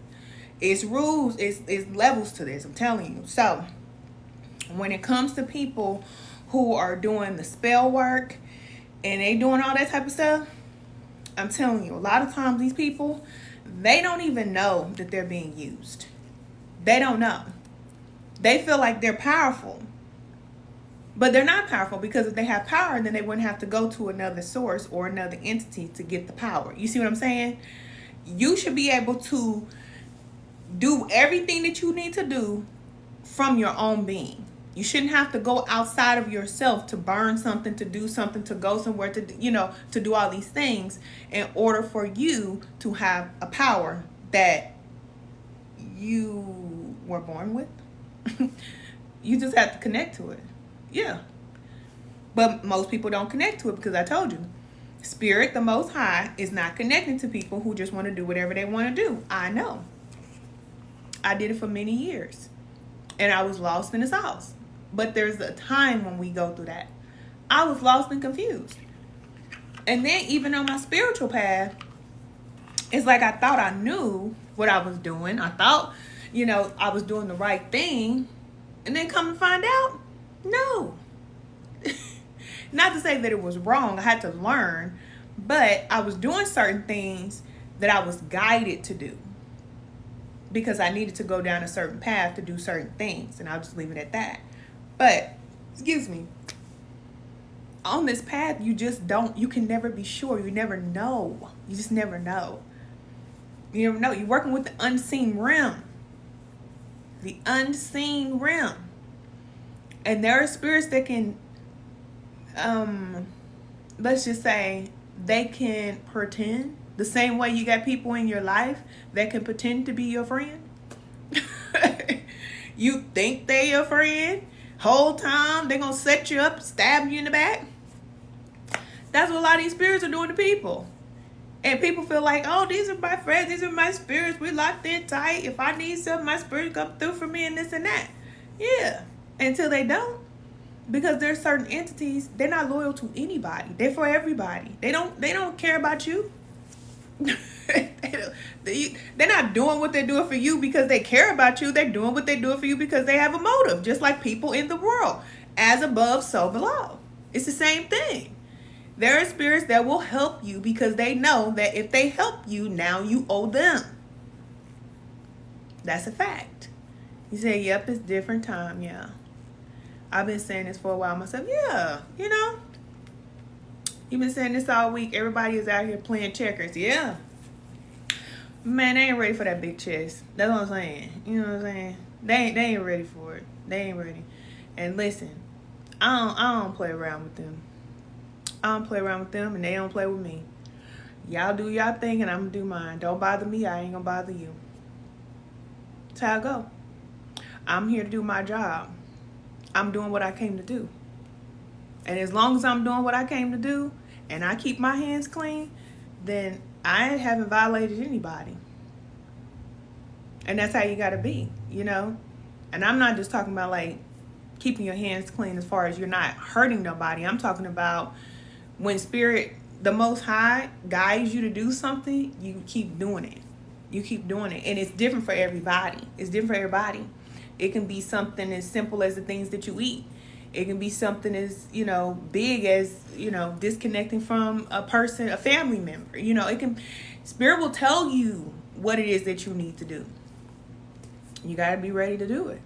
And as long as you're doing the things that you need to do, then you're going to keep evolving. You're going to keep growing. You're going to keep connecting to source because you're detaching from the things of this world. So now you can be used as a clear channel for Spirit to do what Spirit is going to do. As light workers, we want to be in the world and have fun and have connections and also connect to Spirit. And that ain't how it works. We have to be willing to disconnect from the things of this world, because then how can we do what we need to do if we are always emotionally connected to the things and the people and all this down here? We didn't come here for that. We didn't come here for that. But, you know, for some reason, some of us think we're here to party. And it ain't that. It ain't that. You say, oh my God, I love your content. Are you still doing the Can Be the Light? Or am I behind? No, I'm not on the Can Be the Light channel, cousin. Hey, cousin. No, we done with Can Be the Light, cousin. No, we done with that. I'm on to a whole new chapter. So we're at the Lighthouse ATL now, and now I am ready to help women to heal. So you know how I have healed and I'm doing the work and all this stuff. It's your turn. It's your turn, because you're the healer for your children, for your men, for your community, for your section of the world. And I was guided to take 3 years off from work to work on myself, and now I'm back because there are a lot of women, many women that need to heal. It's your time. You need to know what your purpose is. It's your time. So if you find me, there's a reason why you found me, because it's your time. So when I tell you all every time, I'm just going to say, join us in spiritual alignment class. That's all I'm going to say, okay? That's all I'm going to say. Now, if you do it, that's up to you. If you don't, I will be here to support in whatever way that I can. Whenever you're ready, I'm here, because you have to stop working hard. You have to let go of the toxicity if you're ready to move forward, so that you can live life as a true divine feminine. We're talking about the true divine feminine. You don't have to work hard. You don't. And you will not be worried about these witches and what they're doing. You won't be worried about none of that stuff, because you'll be connected to Spirit. You know who you are and what you came here to do. And that is my purpose, is to help women to recognize who you are and what you came here to do. Outside of having the man and the family and all these other type of stuff, You gotta get to know who you are. You don't even need anything else if you don't even know what you're here to do. You're just here, just roaming around. And this world is changing very fast. And we gotta get in line. Or it's gonna be tough. It's gonna be tough. And I don't want my cousins left behind. I don't want y'all left behind. The rapture is not a physical thing. It is very spiritual, and it's happening right now. I've been telling y'all that. It's happening. There are people that are no longer in this 3D. They are gone. They are elevated out of here. You say, I just want to eat some fruit and learn pottery. Yes. What about you, Betty? You say, I'm not trying to be left behind. Don't do it. Don't do it. Because I'm telling you, it don't take long for spirit to move. I'm telling you. The people in Texas, they never seen that coming. When we had all these things happen, we never see it coming. You're not going to see it coming. It's like a thief in the night. That's how spirit moves. And it will change your life. I'm telling you. You do not want to be on the opposite end, because I just told you. So the dark forces have their time. They've had their time. Their time is up. Their time is up. Now it's time for us to build this new world. And it's our time. So you want to be in alignment with spirit right now, because there are a lot of people that are going from a regular, ordinary person to a big mega name that everybody knows all over the world. Because they have a purpose. They have a mission. They have something to do. It's not just about being a celebrity and having people follow you. It's not about that. It's about your purpose and what you came here to do, to contribute to the greater good of everybody. And these are the women. You are the women that I'm connecting with. Yes. You said living witness here. Yep. I'm telling you. It's going to happen so fast. This world going to change. And you just want to be in position, because if you worried about what can happen whenever, spirit moves, then that's how you know that you're not in alignment. Because when you are in alignment, then you don't worry, because you know what to do. Spirit's already preparing you. You already know. You're not running out there trying to bundle up a whole bunch of water and all that type of stuff, because, what if you had to leave your house? You know what I'm saying? You don't know. So that's what I'm saying. Like, you have to know the power of spirit and see it, because people would think it's a miracle. People think that, it's something, like, I don't even know how to explain it. Spirit just moves. When spirit moves, you just know. If you know, you know. It's like that. Like, spirit will talk to you, literally. People think of God. That's why I don't like using the word God, because people use the word God and they just make that too human. It's spirit. The all is a spirit, but it has a consciousness as well. That's all it is. And there is a realm of existence where all that is just thought. It's light and thought. There's no form. There's nothing that exists there. In our minds, we have to try to put a picture on something, or put a word on something, or put a meaning on something. It has to make sense. But to spirit, no, it doesn't matter. That's why Yahshua says, I am who I am. Like, I am who I am. Because you can't even express it in words. And when you connect to spirit in a way where it's like you just really are, like, you're just one with the source. You literally are one with the source. Then even when the worst things happen to you in your life, there'll be an explanation. You will be able to know why this is happening. While it's happening, you'll know why it's happening. I'll say, okay.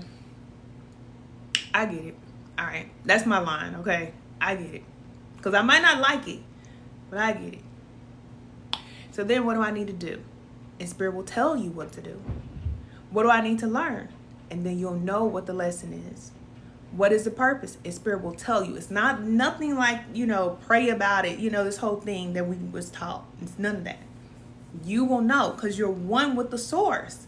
So whatever is happening, you will know why things are happening, what you need to do, and how to move forward. You will just know. You say you just want to do free, simple things now. That's because that's the world we live in.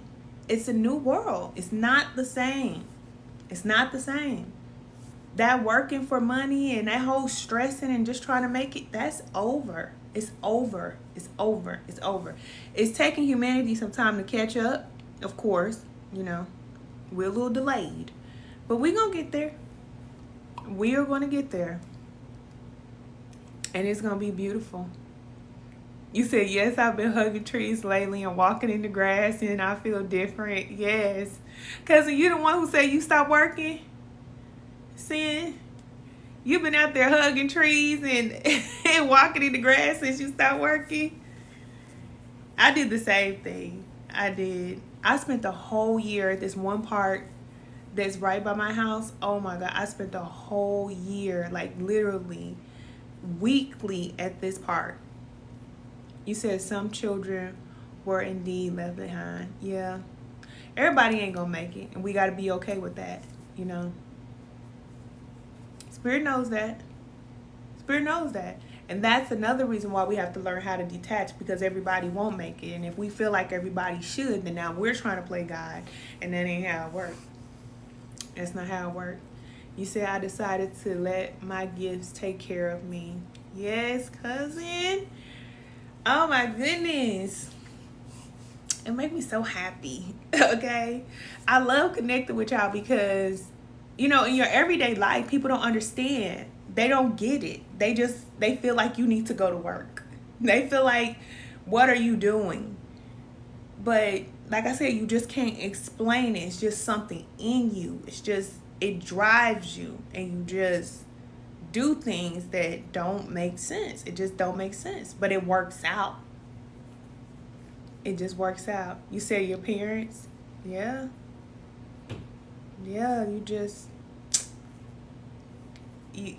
it's so hard to let go.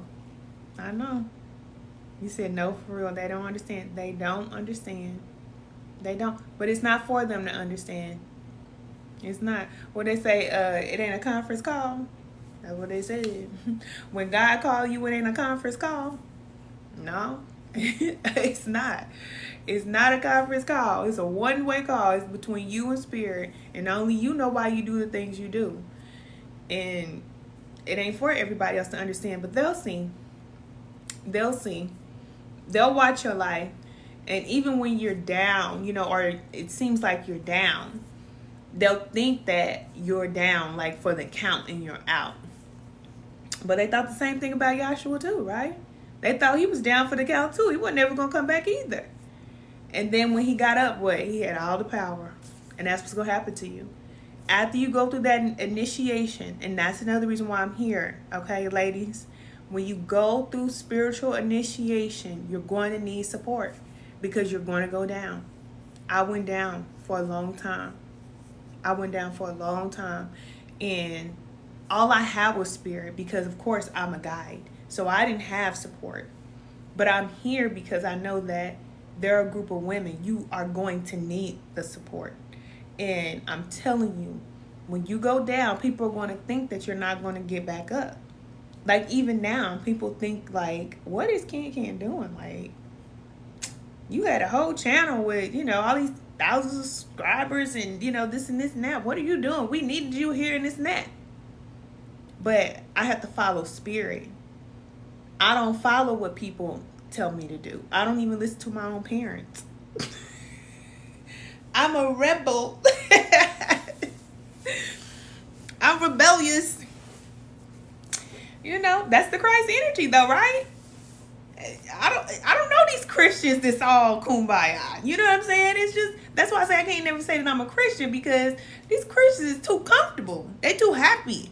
They too kosher. You know what I'm saying? They got their nice house. They got these nice cars. They got the garages. They got manicured fingernails and all this. You know what I'm saying? Man, y'all too cute, man. Y'all ain't ready for this smoke. For real. Not when the boys come for you. I'm telling you, because I told you, when you go down, them dark forces come for you. Listen, we gonna see who the Christians are. And not just the Christians, okay? I'm talking about all these religious people that talk about who they connected to. We gonna see. We are going to see. And the spiritualists too. The spiritualists ain't off the hook. Everybody. That's why I said pray for your spiritual leaders. Pray for me too. Because I go through it too. I'm telling you. But I'm letting you know. Listen, we all are getting tried right now. We all are getting tried. And a support system, listen, that's all we need is each other. That's it. That's it. A rebel with a cause. Period. Period. Just imagine. Just imagine. Like Joshua, what he had to go through. And then still had to believe God loves me. Just imagine. You know what I'm saying? Knowing that he was going to go through everything that he went through. Having people to do him how they did him, right? And then just still like, man, I came here to do what I came here to do. And I'm going to just focus on that. No matter what people say about me, no matter how many people betray me, no matter how, none of that. I'm still going to speak the truth. I don't care who like it or not. I don't care, you know what I'm saying? I'm going to change it up. I'm going to shake it up. That's the Christ energy. But people are too comfortable in these churches. All this going on in the world, where's the churches at? I mean, I'm just saying. Because there used to be a time when the church used to be on the front line. Especially when it came to our community. The church, they in there, I don't know what they're doing, dancing around. They might be doing chicken somewhere. I don't know. You know what I'm saying? They might be, what's that, Nina popping in the back. I don't know what they doing. I don't get it. And I know that it's not pleasing to the Most High. It's a joke. It's a joke. Everybody want to feed the homeless. There's more issues in the world than homeless people. Okay? Like, here I go. Here I go talking again. Let me be quiet. Let me be quiet. But for real, okay? That's all we can think of. Let's feed the homeless. How about they want it to be out there? Some homeless people don't even want your money. Some homeless people don't even want you to help them. Did you know that? But people do things to make themselves feel good. But the Christ energy is going to do what is right, regardless if it feel good or not. And we go through long suffering. We have to deal with it. And it ain't just men that have that energy. I always tell people, Joshua, that's my grandpa. Okay? For real. We have to go through HELL. And people, man, look, they ain't ready for the smoke what's about to happen. I'm telling you right now. We gonna see who ready. We gonna see who ready. For real. Once it get real, and you ain't got all the things that you want, all these leaders out here, they ain't got all this comfortable stuff that they want and all this stuff. Let's see how they gonna be able to make it. Will you still believe that the Most High loves you when you hanging up on that cross? When they turn you over, because that's what we was told was going to happen to us. I'm just keeping it real with you. So if you going through suffering right now, you ain't seen nothing yet. But what did you say you was going to come here to do? Are you going to do it? Or not? Because I know this is the reason why I always been like this. Thank you, Spirit. I'm not a soft woman. I'm not. That whole soft life, I've never been that. I've never been that. I am very nurturing and loving and caring and compassionate, all these things. Baby, I got hairier than me. The heck? What we doing? I always been like that. Even when I was on the dark side, in the streets. What we doing? I pull it up. What? You see what I'm saying? A lot of people out here, they just doing a bunch of talking, going live every day. I don't care about none of that stuff. I done been through the trenches, and I still go through it all the time. And I get sick of people out here just running their mouth. You know what I'm saying? Like, I don't want to hear it. And the women I've connected to, I love y'all. But that's why I tell y'all, spiritual alignment class, I'm not giving y'all no out. We don't get to complain. We don't get to complain. We have to learn from the Israelites, okay? We have to learn. We don't get to complain. We have to always choose to be thankful and to be grateful. Hey, cousin, thank you. We have to learn.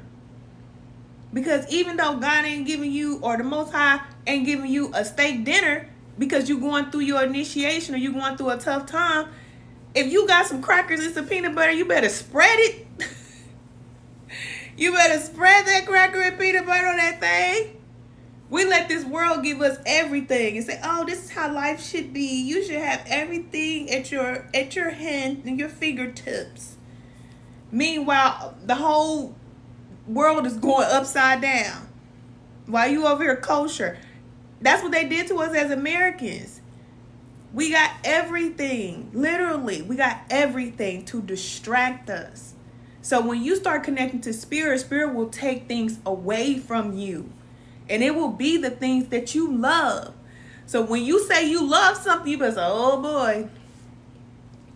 Let me not say I want this. Because if I say, that's how I am now. If I say I want this, it might be gone. You're welcome, cousin.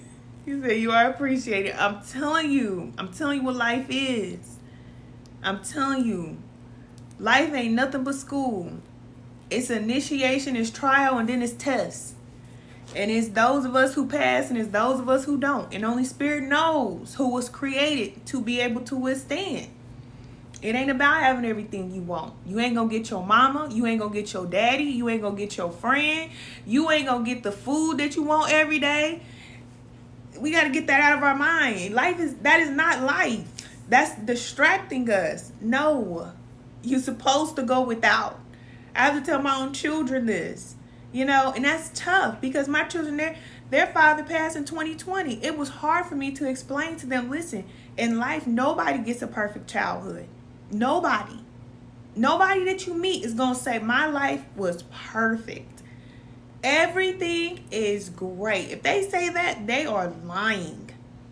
Because you don't get a perfect life. You got to have something that happens to take you out. Just about. And it's up to you to decide, if it's going to make you or break you. You said, let me go tell that man I hate him real quick. Cousin. You said, cousin, I'm trying to detach it from a lie right now. It's hard. Trust me, I know. That's the story of my life. I don't have nothing left. And there was a time when I used to say, I didn't care. You know what I'm saying? That was my attitude. I just don't care. Now on this vibration, it's like, I don't care, but it's not like I don't have the emotion. Like I just don't care emotionally. It's more like, whatever it is, it is. You know what I'm saying? It's well with my soul. It's well with my soul. If I have it all, I got it all. If I don't have it all, I don't care. I don't need to have it all.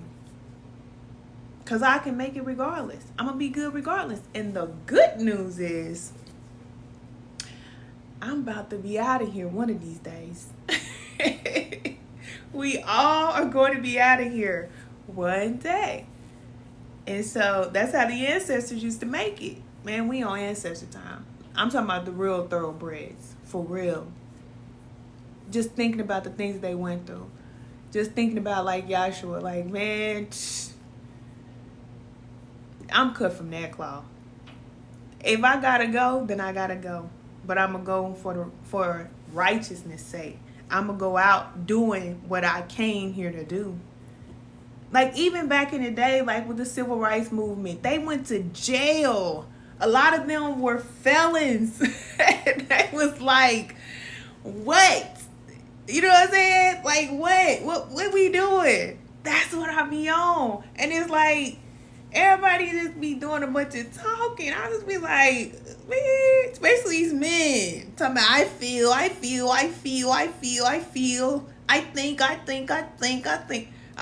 I can, big choo-choo train. I don't care about what you think. What you doing? Shut up then. Talking about. So I can't stand over there to be sitting up there doing all that talking. When I watch and see these male leaders, I'm trying to see what are you building? I was about, can we go there? Like, what are you moving? What's happening? Because if you ain't doing nothing, then all you doing is just talking. And all I can do is just read a book to figure out what you're saying. You said, cousin, I'm for real. And I always been like this. And men just be like, she too strong. She too strong. Well, what I'm supposed to be? I didn't make myself. I'm just here. I'm just like this. You know? And a lot of men know when they just can't do a bunch of talking and just get over on you. Just be quiet. Nobody cares. Nobody cares. Yeah, it's too much pointless talking. It's like, with all that we have, especially in our community, with all that we have, we don't have any males, because men are the leaders, I told you. We don't have any men to come up with a movement to bring us together, because they're the masterminds. And a lot of times Spirit will give them the insight. Like Martin Luther King and Marcus Garvey and all those greats, Spirit gave them that information. Do this, go here, start this. You know what I'm saying?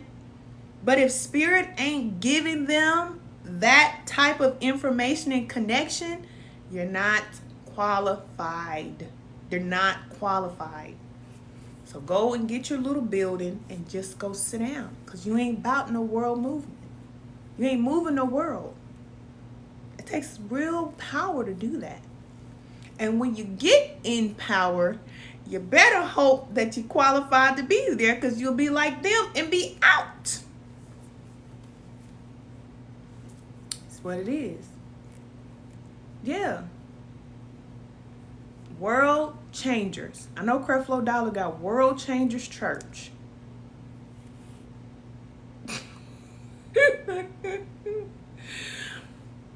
I ain't laughing at you men, okay? I ain't laughing at y'all. I'm just saying what y'all doing.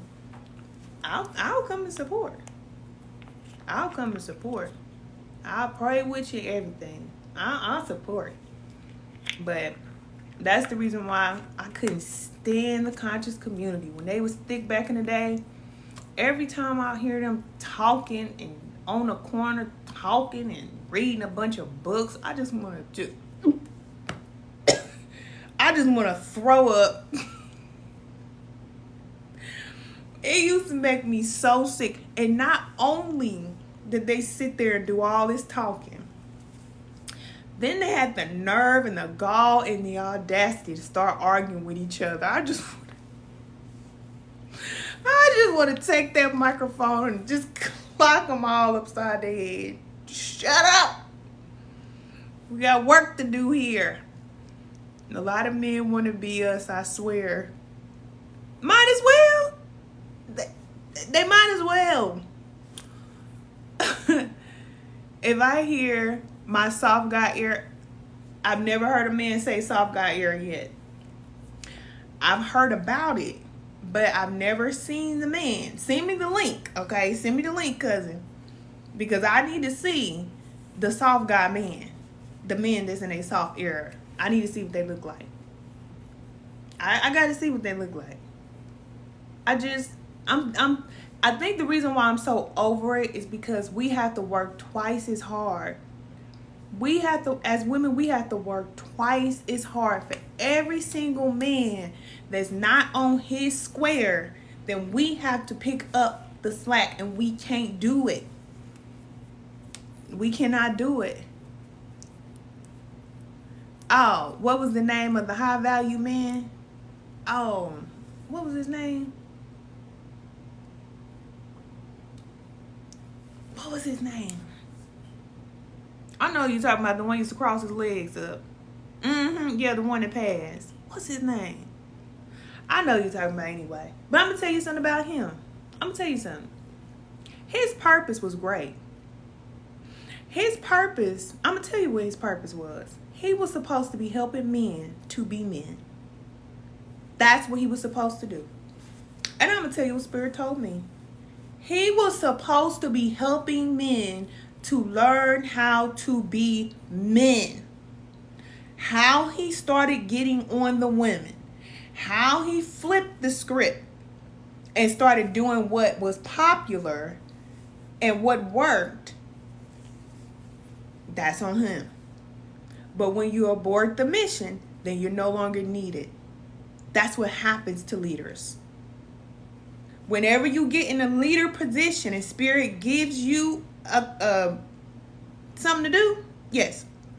I'm thinking like what am I thinking? Some military word or something like that? What's the military word I'm thinking about? Command. That's what I want to say. Thank you, Spirit. When Spirit tells you to do something and gives you a commandment, you need to follow that command. And it don't matter if it's picking up traction, if this gets more likes than that gets likes, or this and that. That's no. When Spirit says this is what you need to do, then that's what you do. You said the movement is terrible. It is terrible. Yeah, because of the money. Yeah. So then you blow up, right? Same thing with Charleston. Y'all know Charleston White. It's the same thing with him. It's the same thing with him. There's a lot of men out here, and I can call them all out. I can tell you what their mission is and what they came here to do. But if that ain't moving fast enough, what they'll do is go and do what's moving faster. That's what they're doing. And that's how the dark forces is able to clip them out of here. That's what happens. That's what happens. And a lot of people don't want to hear this, but that's the same thing that happened with Tupac. It's the same thing that happened to him. His purpose, he decided to start rapping. That's what he wanted to do because, of course, that is what started to pay him, started to pick up, and started to give him the traction and all these things. That was not his purpose. If he would have stuck with the mission and the purpose, maybe he wouldn't have got the money and all of that stuff as fast, but he would have got there and he would have stayed there. But Spirit would have developed him. Even if he would have had to go to jail a few times, he still would have developed. Because you have to go through initiation first before you get the mission. Spirit is not going to put you in a position and you're not prepared for it. That's how you know that there's a difference between the blessings, so-called blessings from the God of this world and the Most High. The Most High will qualify you. You have to qualify.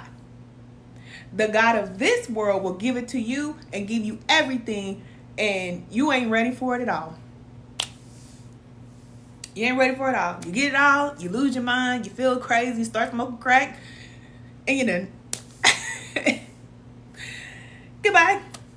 On to the next. That's that lion that's seeking for somebody to devour. And it's not wrong. It's the purpose of dark forces. We just have to know what we're dealing with. So you can stop being afraid of these dark forces. And you can know why they are even there to begin with. They're there to destroy you. Yes. But are you going to let yourself be destroyed? Is that what you're going to do? Are you going to follow what Spirit told you to do? Even when it's not comfortable, even when you got to give up some things, even when you got to turn your back on people, even when you got to, you got to go through all these different things that you got to go through. Will you do that? Or will you do what's going to give you all of these great, accolades and rewards and all this from the world?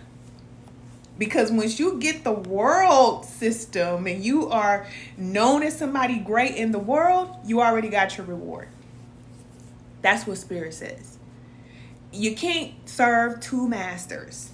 You will not please people in this world and please the Most High. you can't do it. So for people out here that feel like they're going to have one foot in over here doing light work, and then the other foot they're going to be pleasing and moving around in the world system, it don't work like that. I don't even want none of them celebrity people around me. None of them. None of them. I don't want none of them around me. And I said none of them. Because I know what system they're a part of. And when you know that they're a part of a certain system, why you want them next to you? Oh, somebody just restricted me. Oops, sorry. Okay, sorry. Sorry, celebrity people out there. You said Pac had abandonment issues with the Black Panthers. Yeah, see, we all got these issues. We got to get over it, though. We got to get over it. Because it's going to trigger you. You're going to be triggered. And it's going to be easier to go do the other thing because you have all these triggers, right? You got all this, abandonment issues and all this other stuff you want to work through. And it's just easier for you to go that other way because, look, it's just going to pay me money. And then I'm going to have a community, people who love me. And I'm going to have all this and that. Joshua was hated until the day he died. And when he died, he was still hated by a lot of people, especially like big people in the world. You got to go out like that. You got to go out like that. That's how we got to go out. If we're walking like Christ, with that Christ consciousness, because then we know that we're not going to be loved and accepted in this world. That's what he said, right? In this world, you're going to have trouble. He already said that. But be of good cheer. Don't worry about it. I already overcome the world. It's done. So when you're living from that stance, then you're like, I already know I'm going to have issues. I know I'm going to have issues. I've always had issues. I just share with you all. I know I'm always going to have these challenges, okay? But it's going to be over. This whole world, this whole thing is going to be over. Hey, cousin. Yeah. It's going to be over. And it's like, did you do what you came to do? That's the point. That's the point of us coming here. This is my second time in your live. Love being here. Hey, cousin. Thank you. You said, looking beautiful as always. Thank you, cousin. Cousin, I'm fasting until 7 o'clock. What time is it? Oh, I can't wait to eat. I'm really not hungry for real. I just want to eat. I just want to eat. Normally, I fast on the Sabbath, which is Saturday today. And I eat only fruit, which is, a little fruit fast, juice fast. Do I take vitamins? Some. I take some vitamins like lion's mane, stuff like that, multivitamins. But I get a lot of my nutrients from food, the food that I eat. So that's why I'm able to have these big muscles. I'm still able to have this big muscle because I eat good. But I do need to start going to the gym working out. But normally I just, do my little workout at home. I work out at home. Thank you. You said you look real good. Thank you, cousin. You said period. I love that. Yeah. I had to learn. Spirit taught me. Spirit raised me. I didn't have, like my mother, I told y'all my mother was a foster child. So she only knew what she was taught. My father did not come back into my life until probably a couple years ago.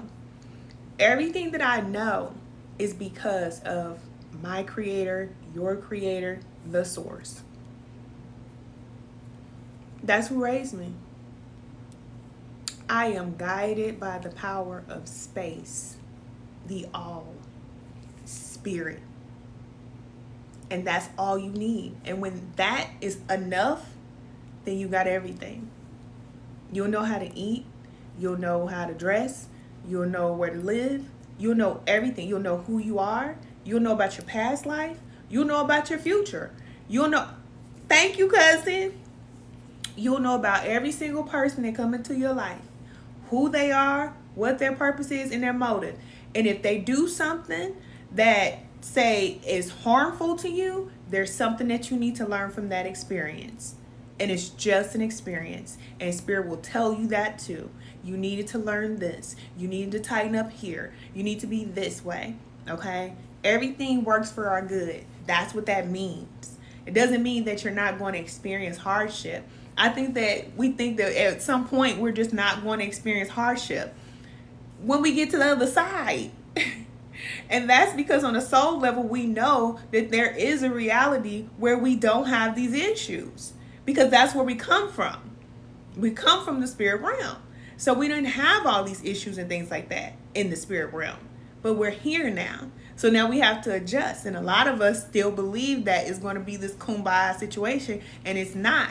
So that's the reason why Spirit allows certain things to happen, so we can learn. Look, wake up.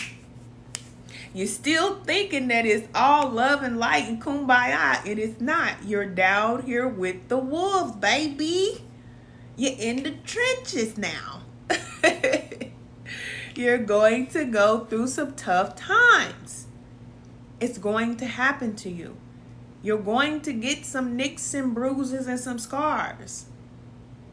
It's okay. You're not going to get everything your way. It's okay. Is it going to make you, or is it going to break you?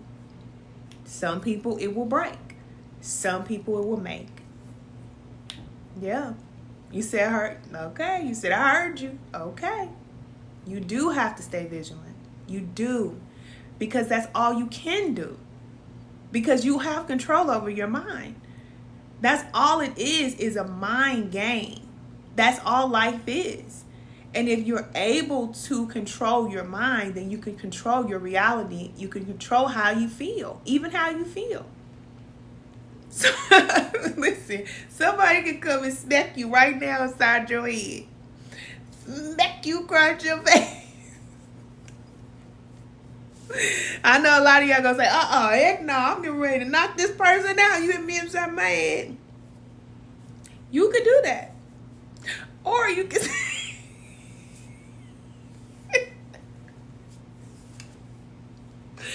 because y'all know I'm silly.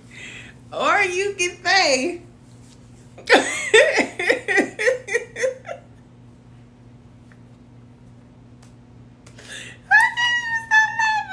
you said nah, cuz for real. Or you can say that didn't hurt at all. That didn't hurt at all. I was waiting for somebody to smack me. I was waiting for that. That's a breeze. I needed a little, yeah. Thank you. I need a little rearrangement over here. Thank you.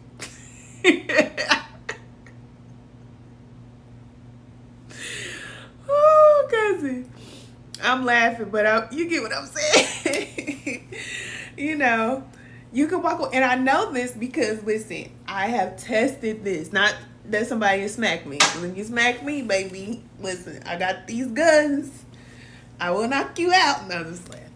But I know this because I've had to adjust my mindset a lot, okay? So I've had times when, because I made myself cry. It's so funny, but I've had times when, let's say, okay, say like you don't have the food that you want, okay? But you do have something to eat. And it may not be what you want, but you just give thanks and you're just like, okay, well, you know, I'm glad that I'm just eating right now. You know, I'm just glad that I got something to eat. My stomach ain't hurting. I'm good, okay? Or I could have complained, okay? I could complain about the fact that, oh, I want to have this or I want to have that, okay? You know, I've had that happen to me. So I know what it's like to have all the money in the world and buy whatever I want to eat and eat at whatever place I want to eat or cook whatever I want. I know what it's like to live like that. And I also know what it's like to just make it work with what I got. You know what I'm saying? Either way, I'm good. You know what I'm saying? So Now I'm at the point where I'm so neutral, where I don't eat out. And I know it's because I've had to be on both ends of the spectrum. Remember, I told you I'm a spirit guide, so I've had to go through the extremes of both. So I know what it's like to, not have, and I know what it's like to have. So now I'm at the point where it's like, I don't even eat out. I don't want to eat out. I'll cook my food at home. And I don't eat 3 times a day. You know what I'm saying? Like most people eat 3 times a day. Like I don't need to eat 3 times a day. I can eat once a day and be good. I might have maybe a couple snacks or whatever, and I'm good with that.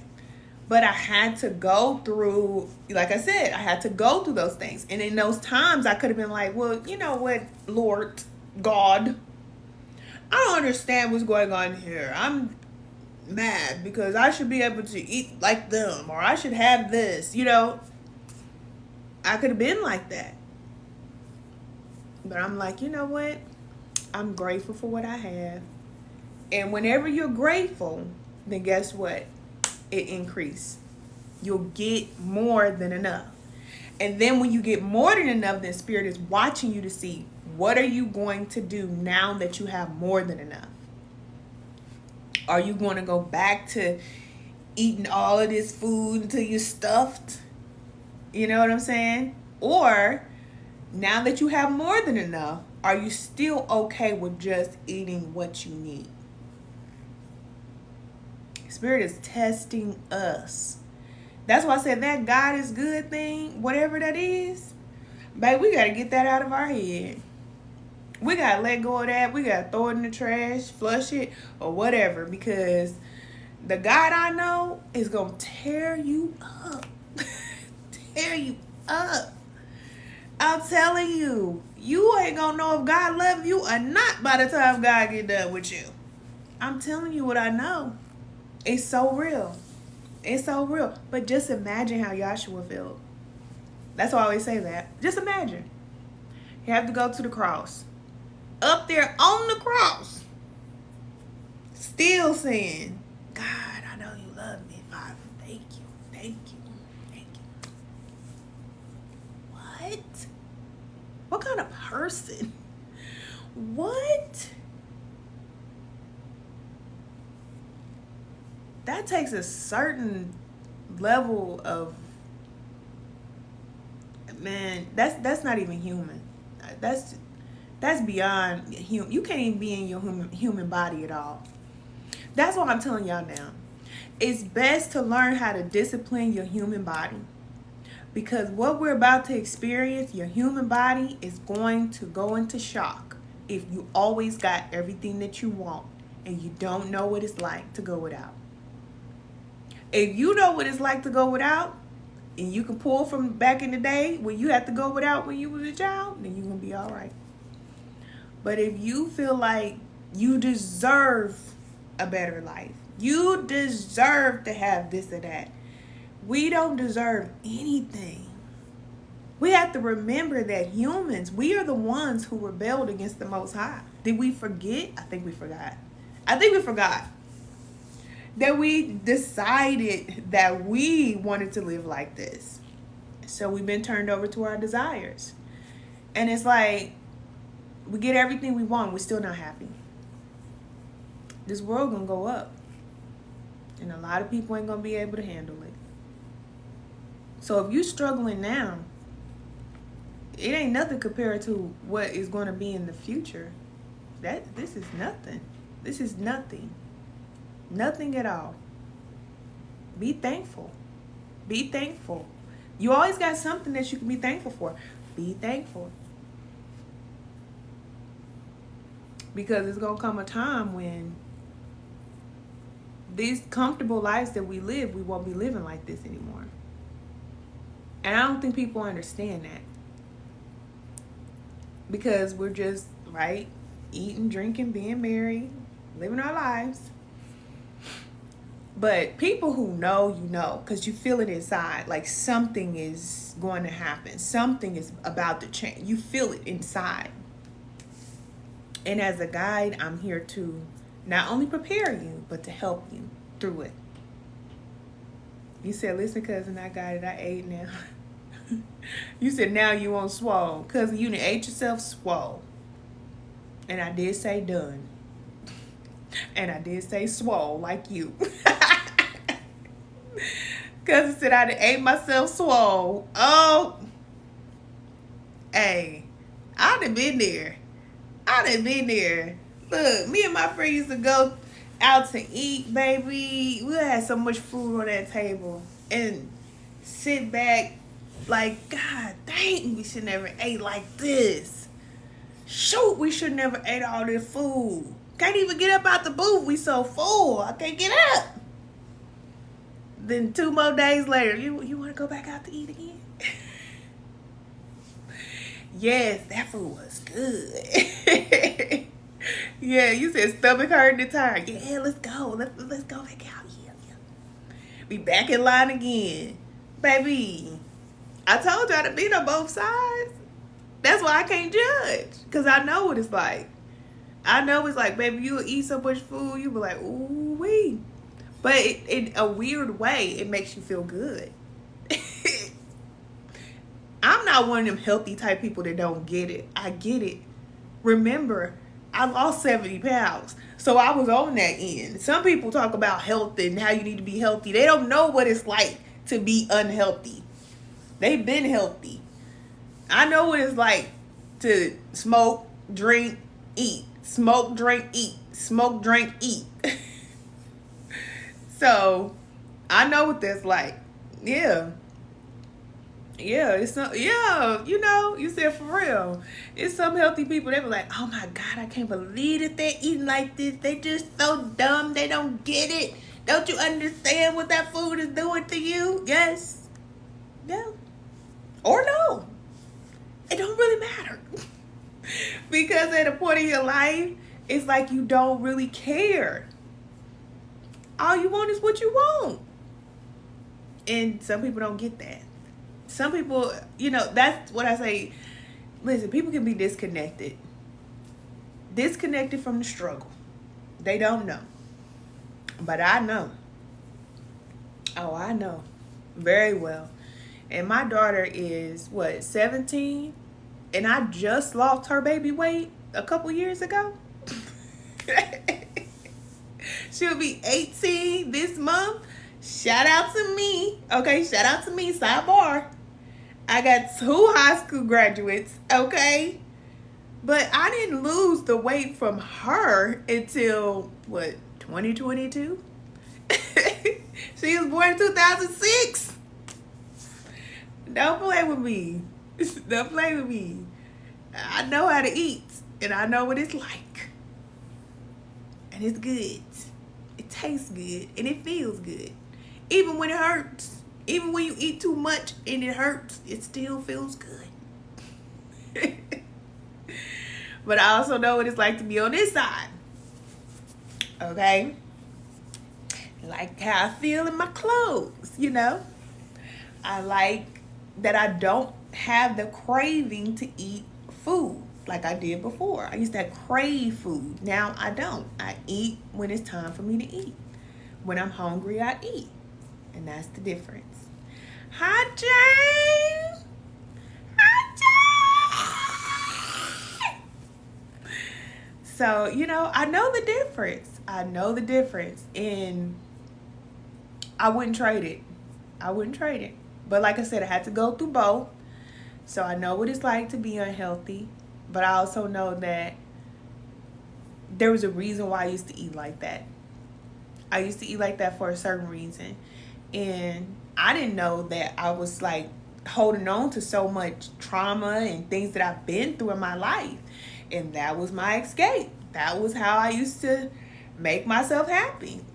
Like, especially like on my birthday and stuff, I would be like, look, I don't care about no gifts. I just want to eat whatever I want to eat. I just want to eat something real good. Yep, comfort. That was what it was for me. I used to eat and it used to make me so happy. Cheese fries, fried chicken, and all that type of stuff. I used to eat that stuff.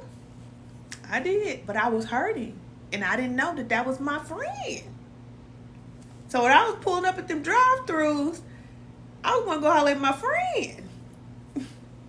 You say you was raised by your grandmother, so you understand truly. Yeah, yeah. And see, my mom was like that. She's still like that. Yeah. And I just ate what I knew to eat. I didn't know. I was just talking about this with my son the other day. Like, we used to eat rotel for dinner. That was a meal. Chips, cheese, and meat. And then we would fry chicken on the side. That was a meal. It started off being like a party dip, but then it turned into a meal. And so that was a thing. You said ice cream is your comfort? Yeah. And cousin, I just had some ice cream today. I made it myself. Literally, ice cream is so easy to make. But I just used blueberries. Blueberries, a little bit of like grape juice, and then I put some lime on top. And I just blended it up. Made me a little summer treat. It was so good. It was so good. No dairy, nothing. I'm telling you, you feel so much better when the food helps you. You know, you don't feel robbed, like you've been raped. Like we were just talking about, you be sitting at that table, feel like, oh, I feel so terrible. I said that food will make you feel, baby. Yes. You say you're gonna try it? It's so easy. If you got a blender, get you a bag of frozen blueberries. Get you just a little bit of that organic grape juice. Yes. You said bad for eating. Yeah, you feel terrible. You feel terrible after this. But yeah, get a little bit of juice. And then I put a little bit of agave and cinnamon in there too.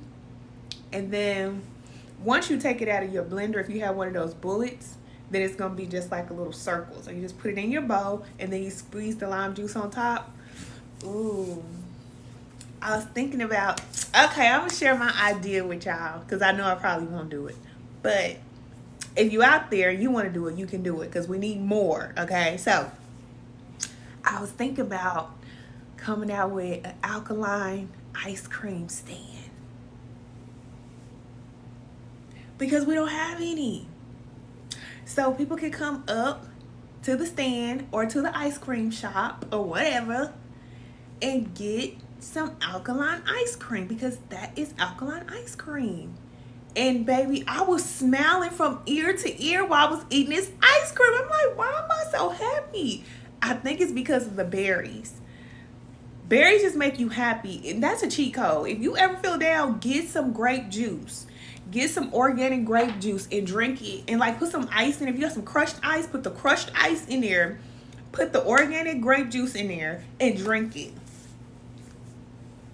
It ain't no wine, but you're going to be smiling. Hey, cousin. Yes, you said bomb idea. I'm telling you, you're going to feel good. You're going to feel good once you do it. You'll be like, you know how juice is, grape juice. I do it all the time, cousin.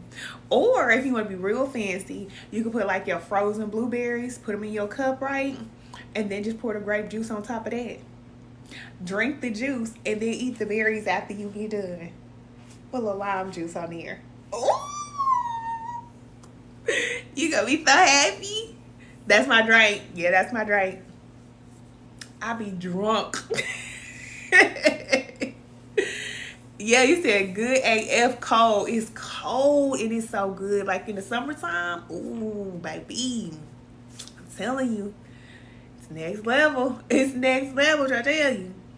And it'll replace the ice cream. It'll take that little craving away that you got for ice cream. It's not creamy, but, well, I guess it is creamy. But it's blueberries. It's so refreshing. Yes, it is. Oh, my goodness. And I love it. I love it. And then they have different type of ice cream that doesn't have dairy, you know, so you can look into that too, like getting something that won't tear your stomach up and have you all jacked up.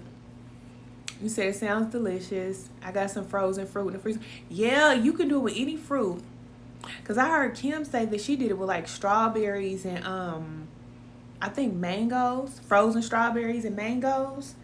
And all you do is blend it up. You put a little bit of juice in there, you know, to mix it up, but not too much. Put it in your bowl. and squeeze some lime juice on top of it. But I'm still happy like I just had it. It's so good, cousin. Oh, you been fasting lately? Oh, yeah? Oh, intermittent fasting? Yeah, I used to do that too when I first started out. But I was doing it intentionally then, but now I just do it like, it's regular. Because if you stop eating at 8 o'clock and you don't eat until 1, then that's pretty much what it is. Intermittent fasting. You just skip breakfast, which is the main meal that everybody needs to skip. Like, you don't need no breakfast at all. But if you eat heavy the night before, you're going to want some breakfast. You're going to wake up hungry as a dog.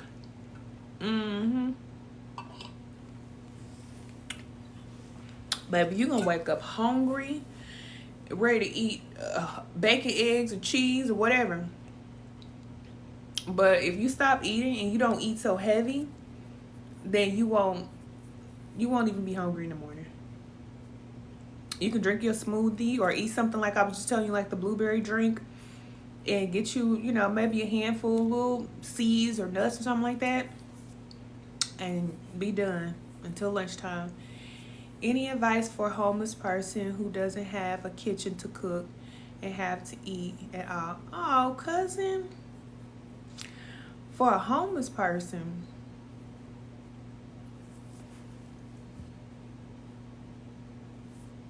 you trying to make a blueberry drink, cousin? No, for real. You trying to make a blueberry drink and you homeless? I think you just trying to be funny. That's probably somebody just trying to be funny.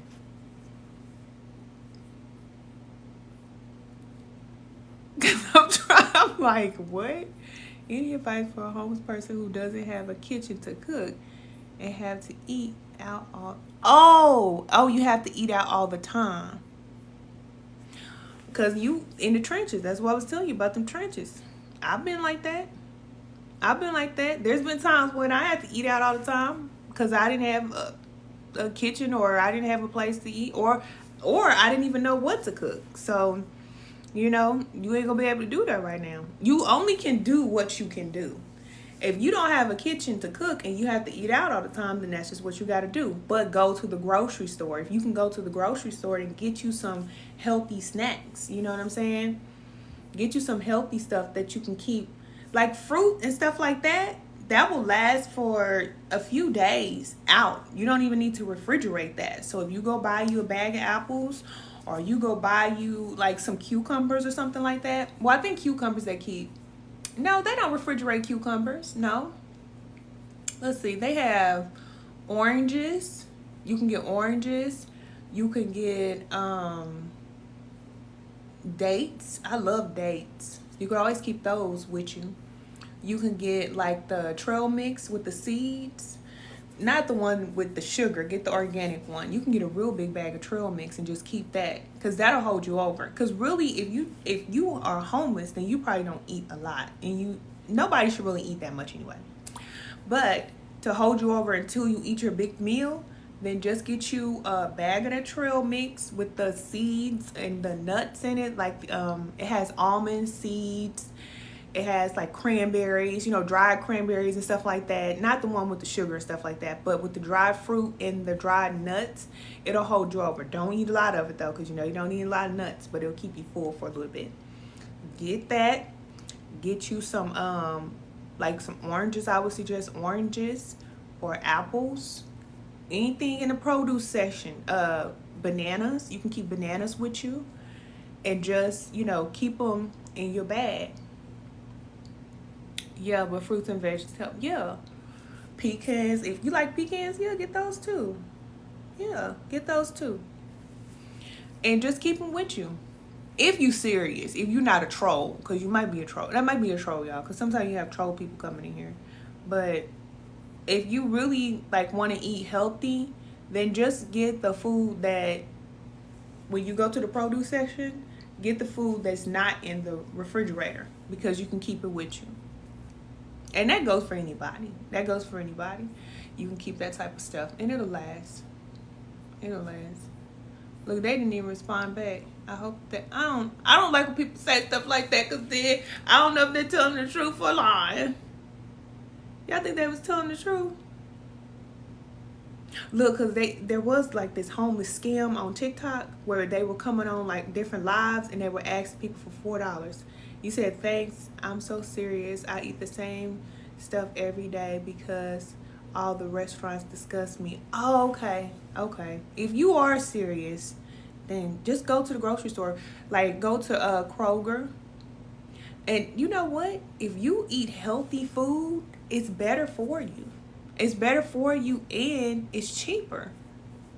It's cheaper than going to a restaurant. If you have to go to a restaurant, you're going to pay $10 to eat. There's no fruit that's going to cost you $10. I promise. Even for organic bananas, it's $2. A bag of oranges, that's like $4.99. So, you know, keep that stuff, keep it like in your bag. Keep a lot of stuff in your bag. And then if you have somewhere like, you know what? I'll tell you what I would do. I would go into a restaurant. Like, if you nearby a restaurant and you don't have anywhere to stay, take out what you gonna keep in your bag with you. Go to a restaurant, because every restaurant has a refrigerator. Go in there and ask the owner. Let them know that you are homeless. Ask them if you can put your stuff in the refrigerator, and you'll be back to get it. See who say yeah. I would ask. Don't be afraid to ask for help. If you need somebody to help you, then ask. Just ask. Yep. But just keep what you're going to keep on you. And then just do that. You said, thanks, cousin. I've been following you since YouTube. You have helped me so much. Oh, cousin, I love you. Whoa, that made me cry. Oh. Cousin, you homeless? Where you at?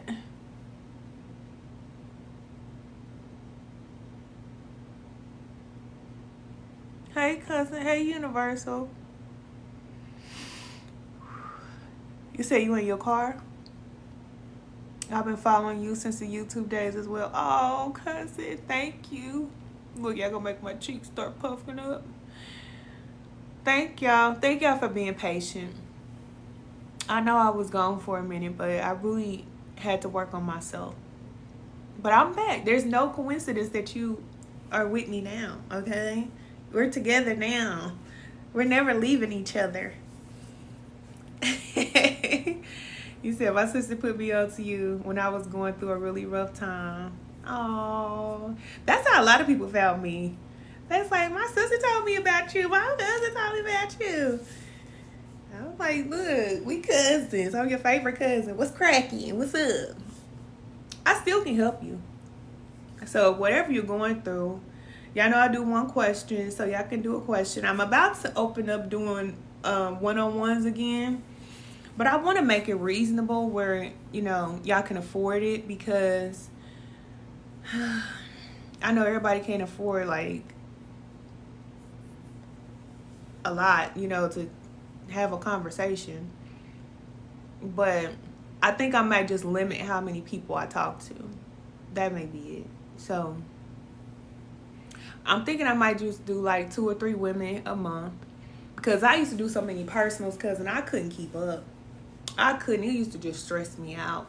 I'm talking about 50-something personals, and it was just too much. I even raised the prices up. It didn't matter. It did not matter. People just, you know, need help, and I get it. But I'm only one person, so I can't read everybody or be there for everybody. But I'm thinking I might just limit how many people I do every month. No, I don't have Stan Store. I have Beacon, and I have a website. Yeah, you'll see it. If you click the link, you'll see it. Go to the Lighthouse. Whatever you need at the Lighthouse, go to the Lighthouse. And if you have the opportunity, y'all join us in spiritual alignment class. Cousin, man. That's going to be on my heart. I'm definitely going to be sending you some energy. You ain't going to be homeless long. What question do you have, Green Eyes? Do you have a question that you don't mind sharing? You've been studying digital marketing? Oh, yes. That's what's up, I'm telling you. That's how you get your money right there. That's how you get your money right there. Cause y'all gotta excuse me because I changed the detergent and it making me itch. My son was scratching his back right here. I was like, why are you scratching your back? And then he starts scratching over here and I start scratching, cousin. I call myself changing our detergent, but I'm definitely changing back. Because it really is just making our skin feel dry. Like we got dry skin. So if y'all see me scratching, I promise I'm not on crack. I promise. You say, is that on YT? So on YT, it's the Lighthouse ATM. And then the website, if you click my picture, it'll take you straight to the website. Or it'll take you to Beacon. So just click on that. You say you use 7 generations now? Okay, so is that a detergent? Don't call me slow. Is that a detergent? 7 generations? Or is that a website?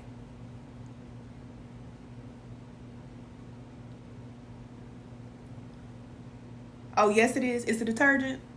Yeah, I think I might have to switch it out because we were using this same detergent forever. And it just, oh, it's an all-purpose cleanser?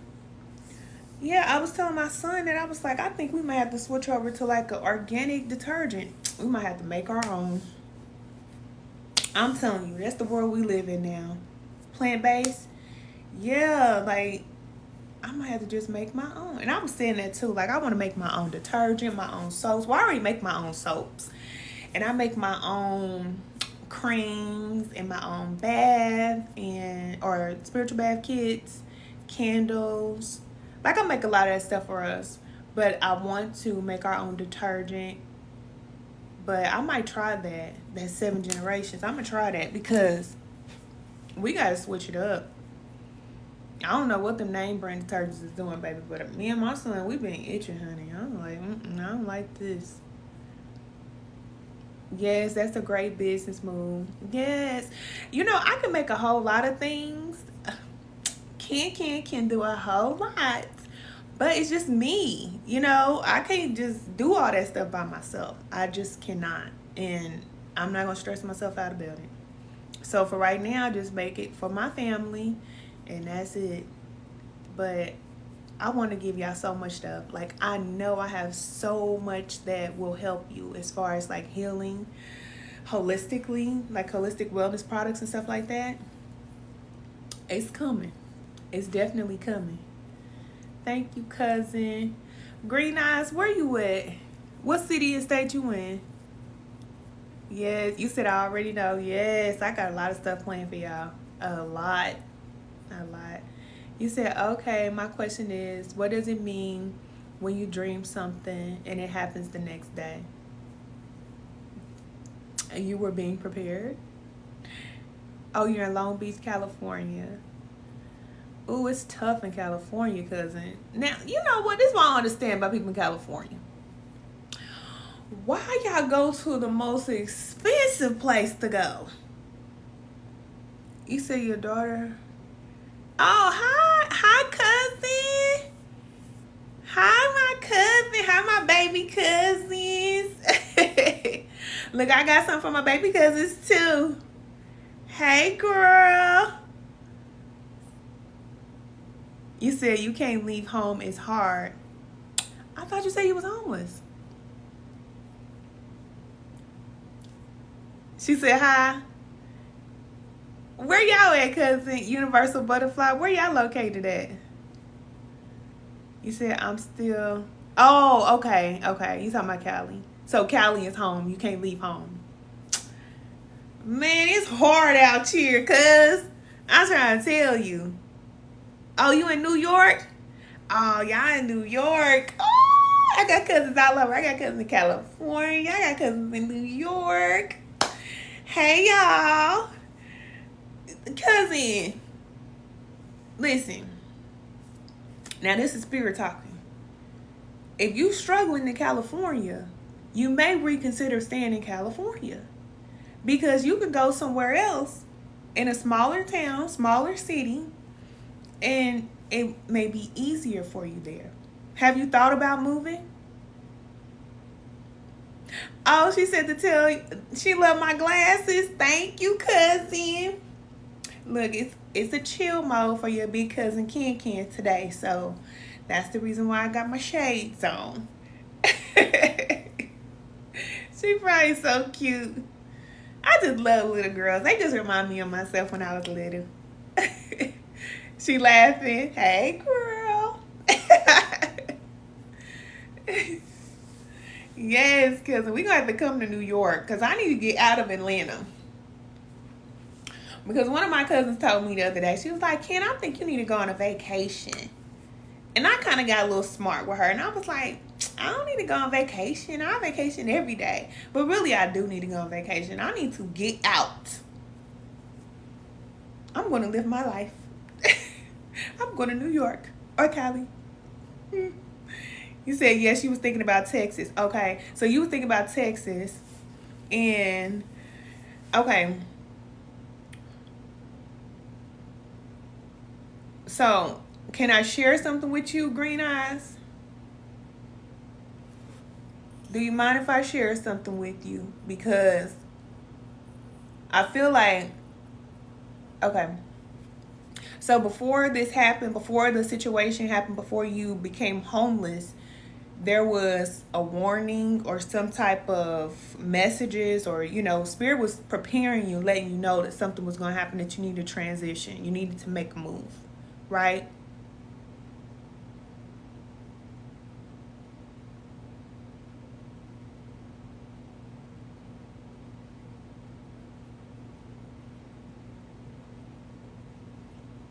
Right. Okay. So when Spirit was warning you and telling you about you taking this action, doing whatever that is, okay, we're not going to go into detail on here, but when Spirit was telling you to prepare or to do something else, if you didn't take that action or you didn't do that thing, whatever Spirit told you to do, then it's okay. But that's how you got in the situation that you in. We all do this, okay? It may not be so extreme as being homeless, but we all know what we should do, and we don't, you know, we do something else, okay? Spirit is on you real tough, because there's some things that you need to do that you're not listening to. You're not listening to it. And you have a special mission, and you know it. You know it. And like we were talking about earlier, what happens when we forfeit the mission? Yeah. You said you felt that? Yeah. You said that was to leave my baby daddy. I'm in a situation because of him, but I'm done with him now. So what were we talking about with these men's? Earlier in the live, was you here? When I was telling you about the different battles that these men are going through? Because if he's going through certain things, and Spirit is guiding you and telling you, let it go, leave him alone, you know, move on. If you don't, then you get the blow. You get the blow. Yeah. And so you say you wasn't okay. You can't afford to do that anymore, because this is the thing. We get a certain period of time when we can just lollygag and know what we need to do and not do what we need to. Okay. We get that time. It's just like being a child. You get a time to be a child. But then when you grow up, then you have to mature. And the things that you used to do when you was a child, you get punished for when you become an adult. I'm letting you know. So when it comes to your life, you have a purpose that many people are dependent on you. You may not know it. It may not seem like that right now. But the reason why you're down at the bottom, remember I told you how you had hit rock bottom? The reason why you're down there, you're going to come back up. But when you come back up, you're going to listen. And I know you probably feel it now. You probably feeling now. You're probably like, next time, I'm going to do what I need to do. And that's why this happens. That's how Spirit teaches us. That's why I say this whole God is good. We got to get it out of our mind. Because Spirit will teach us hard lessons. And that's just what's happening. That's all. You just learning. You just learning. Don't judge yourself. Just be aware. Be aware. And then make the adjustments. Because the things that you're here to do, some type of art or some type of something like the art of giving or something like that I'm hearing. So it's something that has to do with something with giving to others. In some type of way, you give to others or you help others in some type of way. That's your gift. You might feel like you don't have a gift or you don't do anything special. That is your gift. But you're giving your gift to the wrong people. And when you do that, there's consequences for that. And I know. I know. I'm a giver too. That's my gift. Your gift is to give to others. But you got to know who to give to and who not to give to. You can be giving to somebody that drains you. You say you have a YouTube channel, just trying to spread enlightenment on there. That's your gift. You have a light. And keep doing it. Keep doing it. Even if you got to go to a park, even if you have to, whatever you have to do. Because listen, when you're going through that initiation, like I just told you, we can't cry about it, right? We got to just go through it. We got to go through that tough time. But keep doing what you got to do. And whatever it is the Spirit is guiding you to do, keep doing it. Because you can think that nothing's going to come from this. Nobody's watching this. This is nothing. But keep doing it. But on the opposite side of you doing that thing, you also got to be obedient. You got to be obedient too. You can't do the thing and say, okay, I'm going to help people. And then on the back end, you're not doing what Spirit is telling you to do when it's time to release. Because then you get jammed up like that. You say you want to ask, what do you feel about your energy? But I'm a little bit nervous. Cousin, don't be nervous. Don't be nervous. Green Eyes, I hope that helped you, cousin. You're going to be all right. You're going to pull through. You're going to pull through. Just got a lot of things that you need to cleanse from and heal from. And you're going to be all right. You're going to be all right. Cousin, do not be scared, okay? As long as it's something to help you. You said it did. Thank you so much for speaking to me. You're welcome. That's Spirit. That's Spirit. It's all Spirit. Okay? You got it. We are all learning. And we learn from experiences. And when the experiences are tough, we learn real quick. And that's all it is. Yep. Cousin, okay, Universal. Go ahead. Ask your question, cousin. What's your question, cousin? I'm getting ready to tell you. Cousin, I'm scared.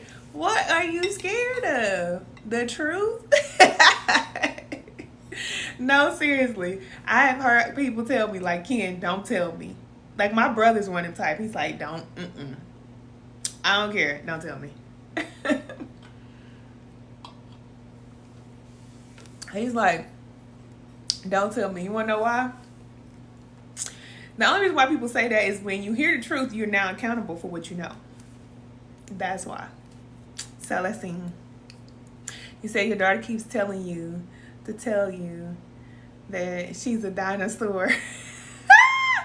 What? My daughter keeps telling me to tell you that she's a dinosaur.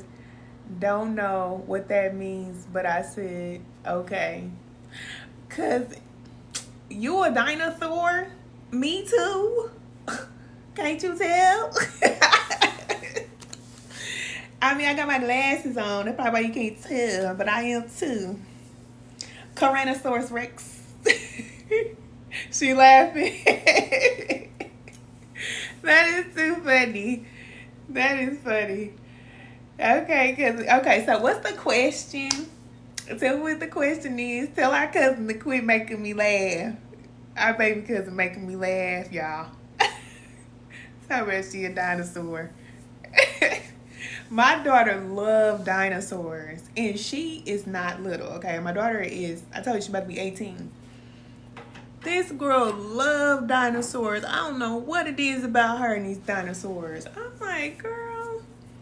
She had a dinosaur shorts, the shirt. She brought him a big dinosaur one day. I was like, what is this dinosaur thing? She's like, I just like them. Thank you, cousin. You said your energy is amazing. Thank you. It's lots of work, but it's all spirit. I could not have done this myself. Okay, you launch your digital marketing business, and things got weird.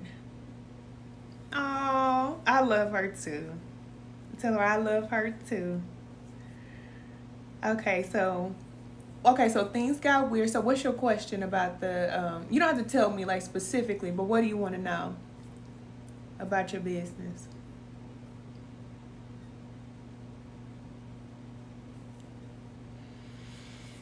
Ooh, I've been on here for a long time because how long I've been talking?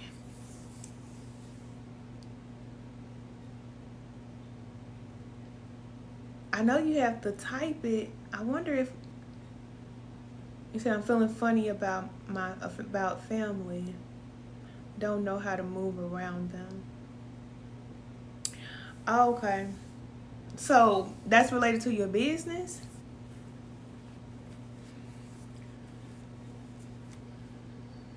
Your family? Is it a family business? Oh, okay. Is it a family business?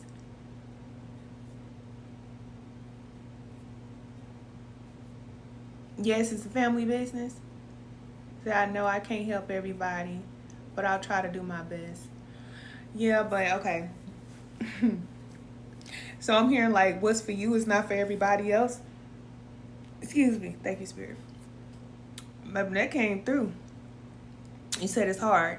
See, I'm going to use the word blessing because I know this is what people understand about blessing. A lot of us think that the blessing is material, it's the thing. So I'm just going to say the blessing or what spirit is giving to you is not for them.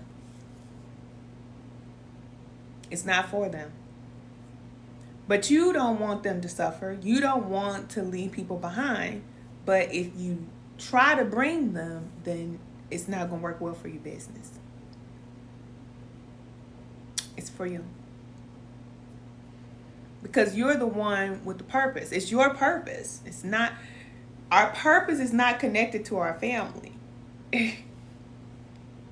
In the world system, the business can be connected to the family because it's all about money and business, right? That's how the world does it. When it comes to spirit, when it comes to the Most High, is every person has a purpose. It's individual. You said it's hard. I know. You said that was hard to hear, but you needed to hear that. Yeah. It's not for them. It's not for them. And so this is the hard part. When we try to bring people with us, it creates blockages for us. So then things will start going weird and start to be, like you said, stressful for us. But that's because, just like cousin, you go through all of these hard things and all these stuff start happening because it's to get your attention. And I know that spirit is already telling you and giving you these hints and these clues and letting you know, hey, keep your eyes on this one. You need to do this. You can't even 100% trust them anyway. So you don't want to let them go. You don't want to leave them, but you also don't trust them. Okay.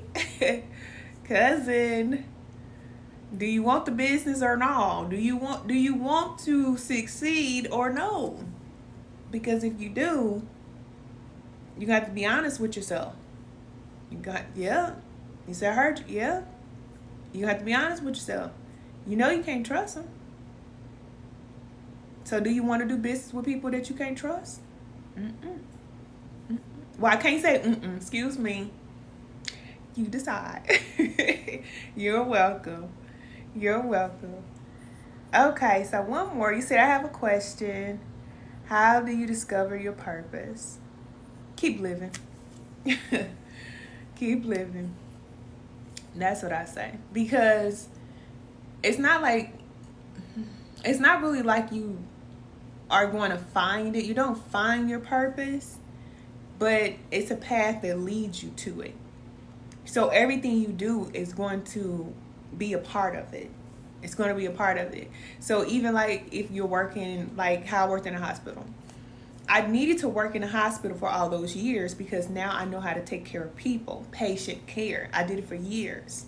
And that has helped me with learning how to work with people, talk to people, you know, when people are going through whatever situation they're going through. I know how to talk you down and help you down.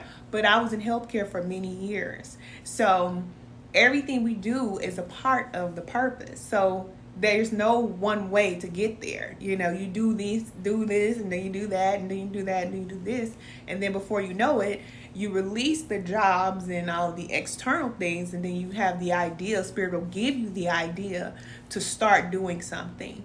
And then you know that you're entering into your purpose because it is detached from the corporate world or working on the job. It'll be you and Spirit. That's it. You'll get the idea, and before you know it, you're off. You're off. But before you get there, there's a lot of things that you got to go through first. I say that every person works for at least 10 years. You normally work for at least 10, maybe 15 years is a long time, but I say for at least 10 good, strong years, you'll work in a profession or a career, or it could even be in your own business. You'll be doing something, and you'll be learning skills as you're doing that. And then after you release that, if you're working for 20 years, you're getting up there. Okay, you're getting up there. It's not to say you can't get to your purpose. It's just saying that you're spending a lot of your time on a job, and by 20 years, you know that it's time to go. You know, there's no question. You just don't know what to do, but you just need to do something. Avid Can Be the Light subscriber. Question: what vision or word made you stop using tarot cards?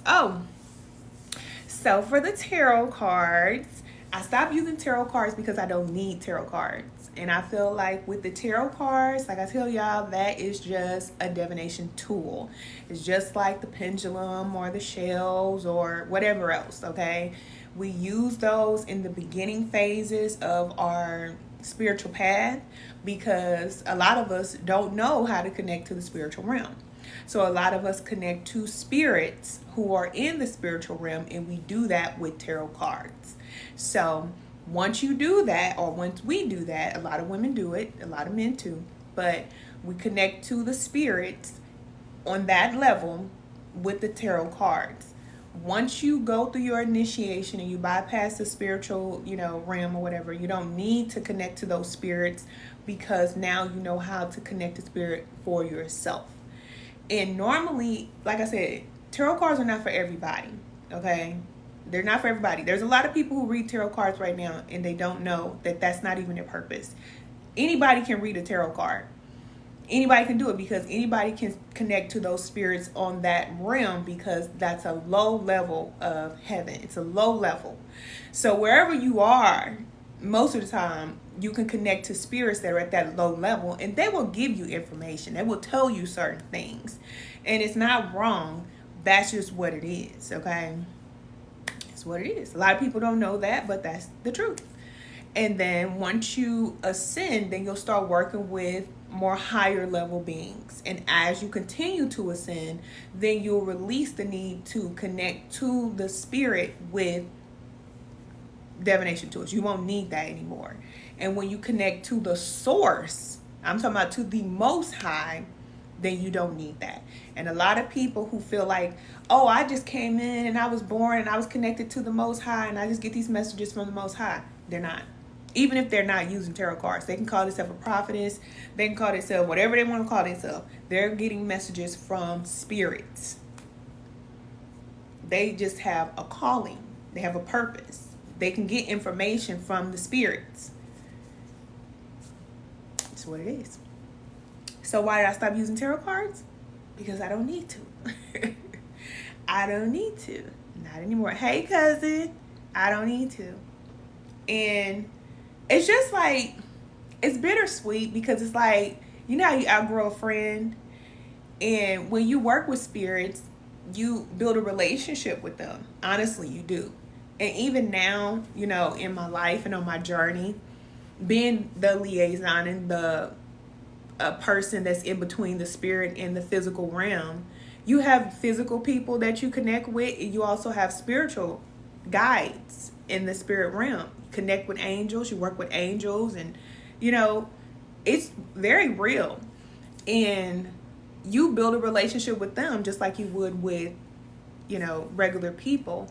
But as you grow and you evolve, you release these connections to spirits just like you do in your physical life. Remember, as above, so below. So when you release from your old friend or cousins or family members that you outgrow, we also do the same thing when it comes to our ascension. We do the same thing. And it's bittersweet because you no longer have that support. You no longer have your guys on the other side to tell you certain things. You have to figure it out on your own. And that's what it is. You're welcome. You're welcome. You say, how do you book one-on-one? Because I have so many questions and I need your help. Okay, cousin, I got you. So I'm going to, let's see, today is Saturday. I was going to put it back up on the website. I'll have it up there before the end of the weekend. Right now, you'll just see the ask a question where you can ask one question. But if you actually want to book a phone call, then I'll have it up there before the end of, let's just say by Monday or Tuesday. Let's say by Tuesday, okay? By Tuesday, I'll have the link on the website where you can do a one-on-one. And it's not going to be crazy expensive. But I'm only going to do 2 women a month because I only can handle so much. So, you say I would like to connect also. Okay. All right.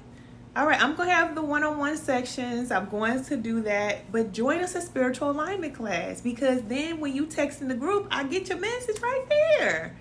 So, join us at Spiritual Alignment class. But I don't do the one-on-ones in Spiritual Alignment class. But if you join Spiritual Alignment class, you'll be a part of our private community. So if you're going through life alone, you feel like you're alone, you don't have to be. We are already over there in the group, okay? So you can text in there and, if you're having a bad day, you need some support or whatever it is that you need, you have support, okay? So join us in Spiritual Alignment class. And if you want a one-on-one, like how I did here today, I'll have the link up on Tuesday, but I'm only going to do 2 women a month, okay?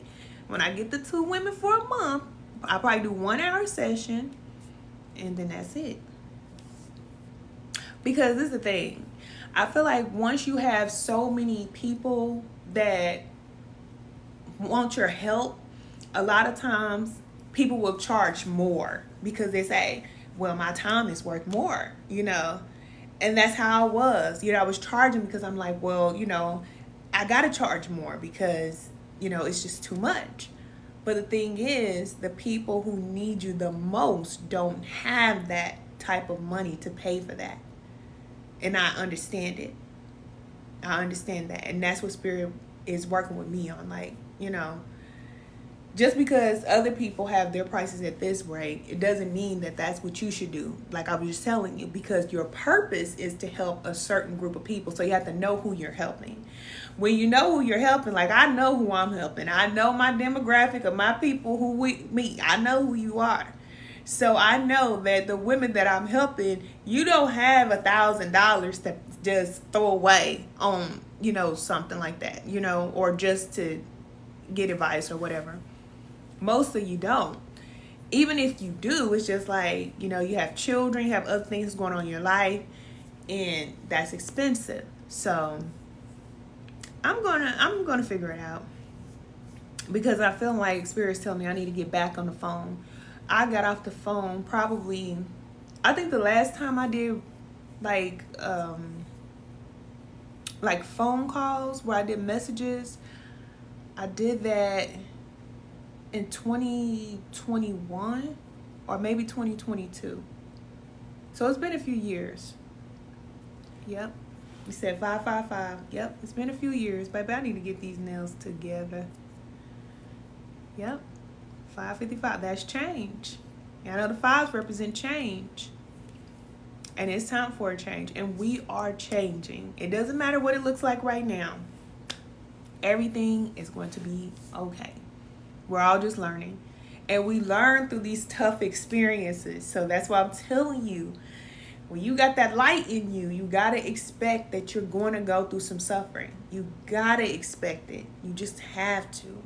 And it's so sad because when we grew up in church, it was just like, we just need to pray about it. We just need to, trust God. And listen, you can trust God. We all gonna trust God. We trust the Most High. That ain't it. But when you going through the trenches, you want to know, why am I here? What is going on here? And if the guides or the people that you're talking to or listening to, if they can't tell you, this is what's happening to you, this is why this is happening to you, and this is what you should do to help you move forward, then listen, don't give them no tithe. Don't give them no offering. No, I'm just playing. You can give them all your money if you want to, but a lot of people are giving to these spiritual leaders and they still lost. It's like, if you're still gonna be lost, then why give a tithe? I did it for many years. You just giving all this money up and you still don't know what to do. They tell you just to go pray. Like, what? I didn't need to come to church to pray. They tell you to read the Bible. I do that on my own, But when you come to somebody who's connected to the source, you need some answers. You need somebody who can heal the sick and raise the dead. Meaning raise you up out of your situation and heal you from whatever it is that you're going through. That's what you need. And if they not doing those two things, look, we'll know them by their fruit. We'll know who they are. The real leaders standing up. And the fake ones, you're going to see, they're getting out the way. That's why I told you, a lot of these religious leaders are being moved out of the way because they're not doing anything other than taking a bunch of people's money. And that's sad. And that's sick. You said your talent is undeniable. Oh, thank you, cousin. And I love your transformation. Thanks for sharing it with the world. Thank you, cousin. Listen, look, namaste. I wish I could say it was all me, but it's not. It's not. I don't have a choice. I don't have a choice. I'm telling you. It's just how it is for me. It's how it is for me. And I had to learn to accept it. And when I think about Yahshua, when I think about his suffering, I think about those who came before us and the things that they went through. It's like they sacrificed their lives so we can have a good life. So it's okay for me to sacrifice mine. It's all right. And I should expect to do that. I shouldn't expect the world. I shouldn't expect that I'm going to receive everything here. Because my reward comes from when I am back in spirit. And spirit said, come here, Ken. You did such a good job down there. I know you got your butt kicked, but you got back up. And then I'll be a bright light in the spirit. And I don't have to come back down here no more. So that's why I want every single woman, every person connected to me, like, listen, it's okay. Just learn from experience, learn through life. It ain't gonna be perfect, but just keep learning and keep growing, keep getting better. Because if you don't want to keep cycling back through here, my gosh. Or maybe you do. Maybe you like it here. I mean, it's all right. It's all right. How do I feel about astrology? I've been studying my birth chart for some years. I believe in astrology, astronomy, and all that stuff. Yeah, I believe in all of that. But I just feel like whatever you need to know, Spirit will direct you. And Spirit will tell you what you need to know. And what things will help you to navigate through your life. If you try to base every single step off of astrology or every single step off of these things, then baby, you can get so wrapped up in that stuff that It's just like the tarot world. You can just get so caught up in these things and you're just looking outside of yourself for guidance. And the guidance comes from within. It comes from within. So, I mean, you can look to the stars and look to these things outside of you because that's the point. The reason why we have all of this around us is to help us to navigate through life. But we should still be able to go within to get what we need ultimately. And then the things outside of us are just confirmation. So, yeah, you say you understand. Yeah. Because if you have to sit there and say, okay, wait a minute, my stars is right here, my sun is right here, and this is why this is happening, this is why this is happening. You know, I just use astrology really just like, you know, you spell check or you go back over or you want to just check something out. Like if something's going on in my life right now, I'll look to see, okay, let's say like if something's going on in my relationship, I'll look and see, okay, what transits are taking place in Venus right now? What's happening right now? So then it'll explain, okay, this is what's going on and this is why it's going on. Okay, you know, if I need to do that. I definitely follow the moon. So, you know, as women, we're connected to the moon. So I always follow the moon cycles and stuff like that. But I just know people that's just so wrapped up in astrology. It's like, you can't even live your life. They don't even want to go, no, I can't go nowhere because it's a Mercury retrograde. I can't do this because of that. I can't do that because of that. It's like, just live your life. Just live your life. Do you see your talent as a curse or a blessing most times? Oh, a curse. It's a blessing and a curse. Because I told you don't have a choice. So that, I guess that would be the curse. You don't really have a choice, or I don't have a choice. It's just who I am. And the blessing is spirit. That's the only blessing.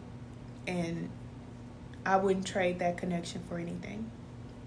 I wouldn't trade for anything. There's nothing more important, not my children, not my life, nothing that I have, nothing that I'll ever have, nothing that I'll be, nothing that I want to do. I don't have no plans. There's nothing. There's nothing if I am not in alignment and connected to my creator. It's like how the angels, there's some angels who just sing and just give praise and thanks to God all day, every day. That's just all they do. That's just all they do. That's just how I live my life. Like, that's just all I do. I don't really know how to do nothing else but just to follow spirit and just to give thanks. That's all I know. And there are times when I feel like I just want to live a regular life. I just want to be regular again. And then spirit's like, girl, you had your time. You had your regular days. And now it's time to get down to that business. But I know it's because of something that's bigger than me. Like, my life is bigger than me. And I know that. So, it's beautiful. It's beautiful. It's a sacrifice, though. When I started first, because I'm going to share this, I'm going to get off. When I first started doing my inner child work, I was like crying. I was crying so bad. And all she had us do, okay, shout out to Sherry B. She was my teacher at the time. And all she had us do was draw a picture of our little person and just look at our inner child, you know, just look at our inner child. And cousin, I drew the picture of her and I just cried and cried and cried. I cried and cried and cried. And it wasn't because I went through, you know, this tough life. Like, I did, you know, I grew up in poverty like everybody else. You know what I'm saying? I went through not having lights and gas and water and all that stuff. I went through all that type of stuff.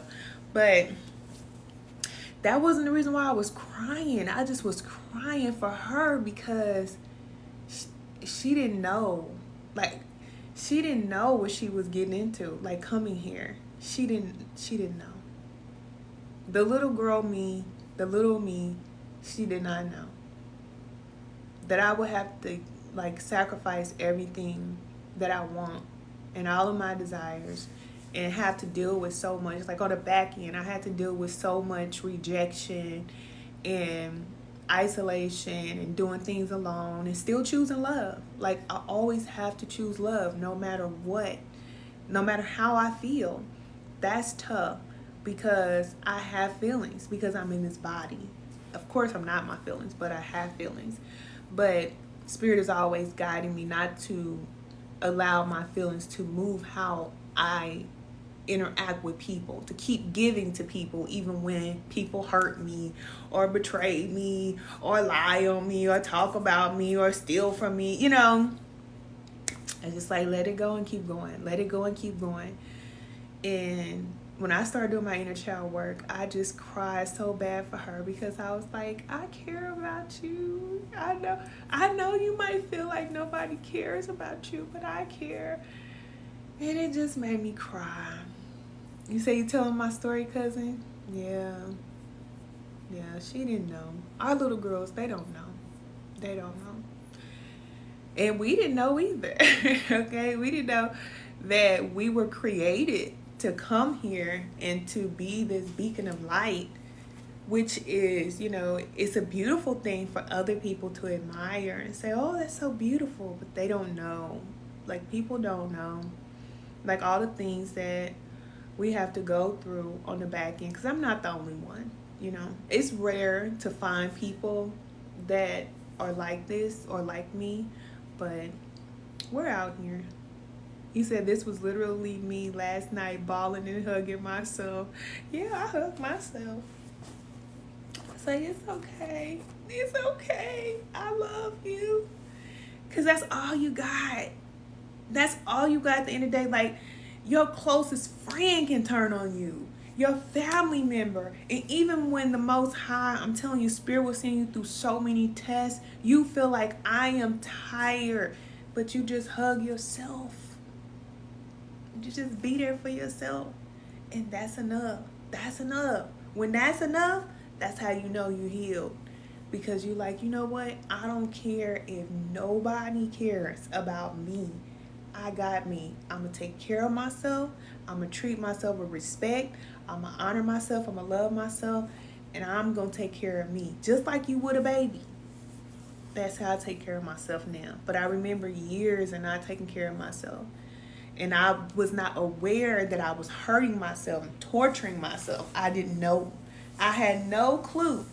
But I was. And now to be on this side, it's like you couldn't pay me to go back to being the person I used to be. You could not pay me at all. Yeah. 2 Timothy 2:2. I got to read that one. 2 Timothy 2:2. You said that was you today? Yeah, we've been crying, cousin. We've been crying.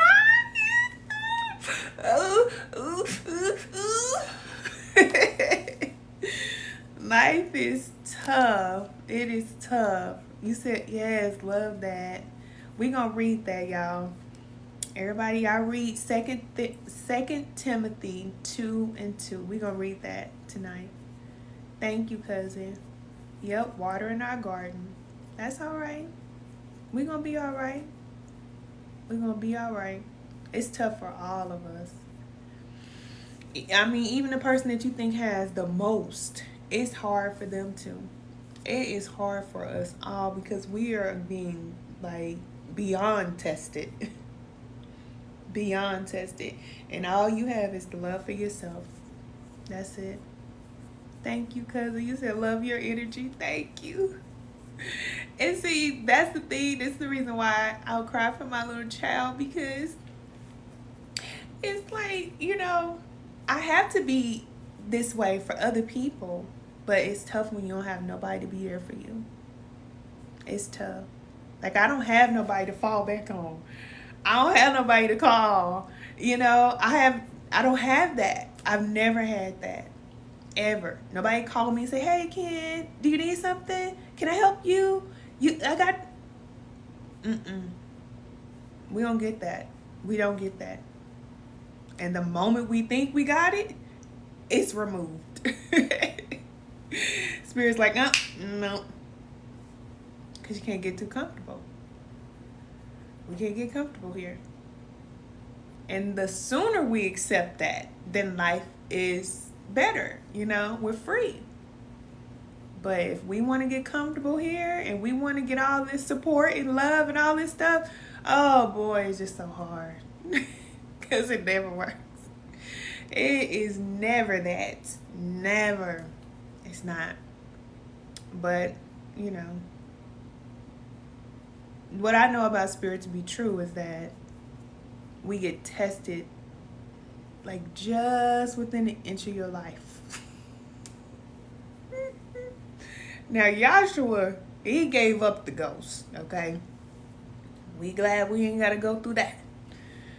Not physically. But, baby, spirit will test you all the way up until the point to where you feel like, I cannot take no more. This is it. I'm done. I'm done. And then you get relief. And I'm thankful for that. At least we get relief.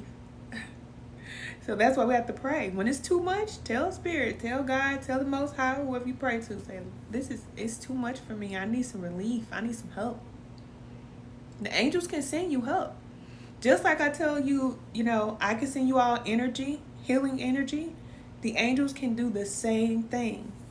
They do the same thing. You think people talk about like opening doors, they open doors and they close doors and stuff like that. That's real. There are beings in the spirit realm that can do that. They can do that. But we don't call them the angels. And a lot of people try to call them the angels and they, whatever. We ain't gonna go there. We ain't gonna go back down that path. But the angels, the light workers, okay, they only listen to God. They only listen to the Most High. They ain't listening to you. No. Because if you're suffering, they know why you're suffering.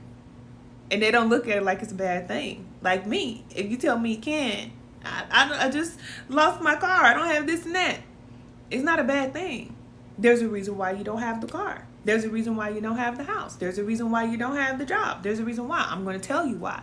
They understand why you don't have certain things. So that's why we don't pray to the angels, because they know that when you don't have something, you're going through a development phase. We look at it like it's a bad thing, but it's not. It's for our development, and they know that. So when it's time for relief, then the Most High Spirit, if Spirit needs to call upon the angels to send you a message or to help you in some way, then the Most High will send them in to help you. Yep, they'll help you. But they're always with you. Like every one of us has a guardian angel that's appointed to you for your whole life. That's why you can never go wrong. Because if you try to do something wrong, it's going to be blocked. You always have this, this boundary where you can go. They're kind of like, like a big sister, big brother type. But they don't even have a form. They don't even have gender. Humans put gender on everything and names and, titles and stuff. But they are just light.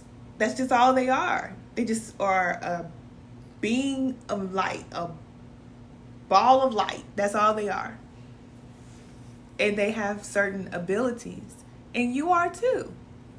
But when you're not connected to spirit, your light is so dim. So dim. And we don't know that we're this ball of light. But the more we cleanse, the more we heal, the more we start to, walk in love and we raise our vibration and we do all these things that elevate us, then our light gets brighter and brighter and brighter and brighter. And then we can connect to those beings. We can work with them. But until then, we work with the other ones. It's just the truth.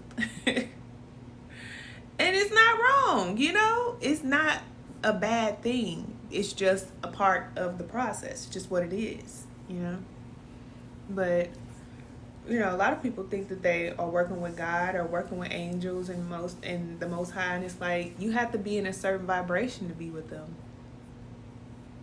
They ain't dealing with the drama. Especially the Most High. It's just like, no, that That was not the truth when we were taught that God knows our heart. God, the Most High, created you and knows exactly what you're going to do and what you're not going to do. That God knows my heart ain't enough. It ain't going to cut it. Either you're doing it or you're not. Either you're listening or you're not. Either you're in or you're out. That's how spirit works. Like sifting, okay, the wheat or whatever. That's how it is. Especially now that we're living in the last days. It's like, who's in and who's out? The ones that's in, you get this power. You're getting ready to get on stage. You're getting ready to do some things. You're getting ready to shake it up down there. And I'm excited to see it. I'm excited. Because I know that there is a group of people that's coming up. And I was talking about this in 2022 when Spirit told me that these stars is getting ready to fall. The celebrity star, the fake stars, they're falling. They got to get out the way, okay? Because the real stars are here. And you're going to know them when you see them, baby. You ain't going to be able to deny that light. You will not be able to deny that light. And it ain't a spell. It's not a spell. Because there are certain industries that put spells on the masses. And that's the truth, okay? But I'm talking about people who are connected to the source and they carry that light in them. You can't deny it. And what they do with the abundance, what they do with everything that the Most High gives them will change the world forever. That's how you know they're the real stars. Because a lot of these people, even people who feel like they're successful, they have all of this abundance. They don't know what to do with it. All they do is buy everything for themselves. They say, oh, I'm a quadrillionaire, I'm a billionaire, I'll make all this money. You should be shaking this planet down. Especially if you connected to Spirit, the Most High, and you got all of this money and access. There is so much that you should be doing on this planet. I'm talking about the leaders out here to change the world. It's just how it is. But those new stars, baby, the real stars, oh my goodness. Like, they are going to be the ones that are going to make being homeless a thing of the past.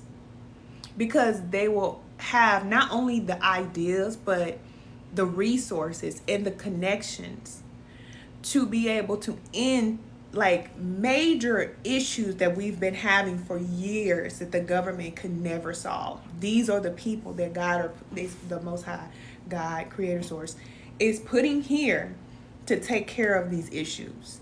One person. I'm telling you.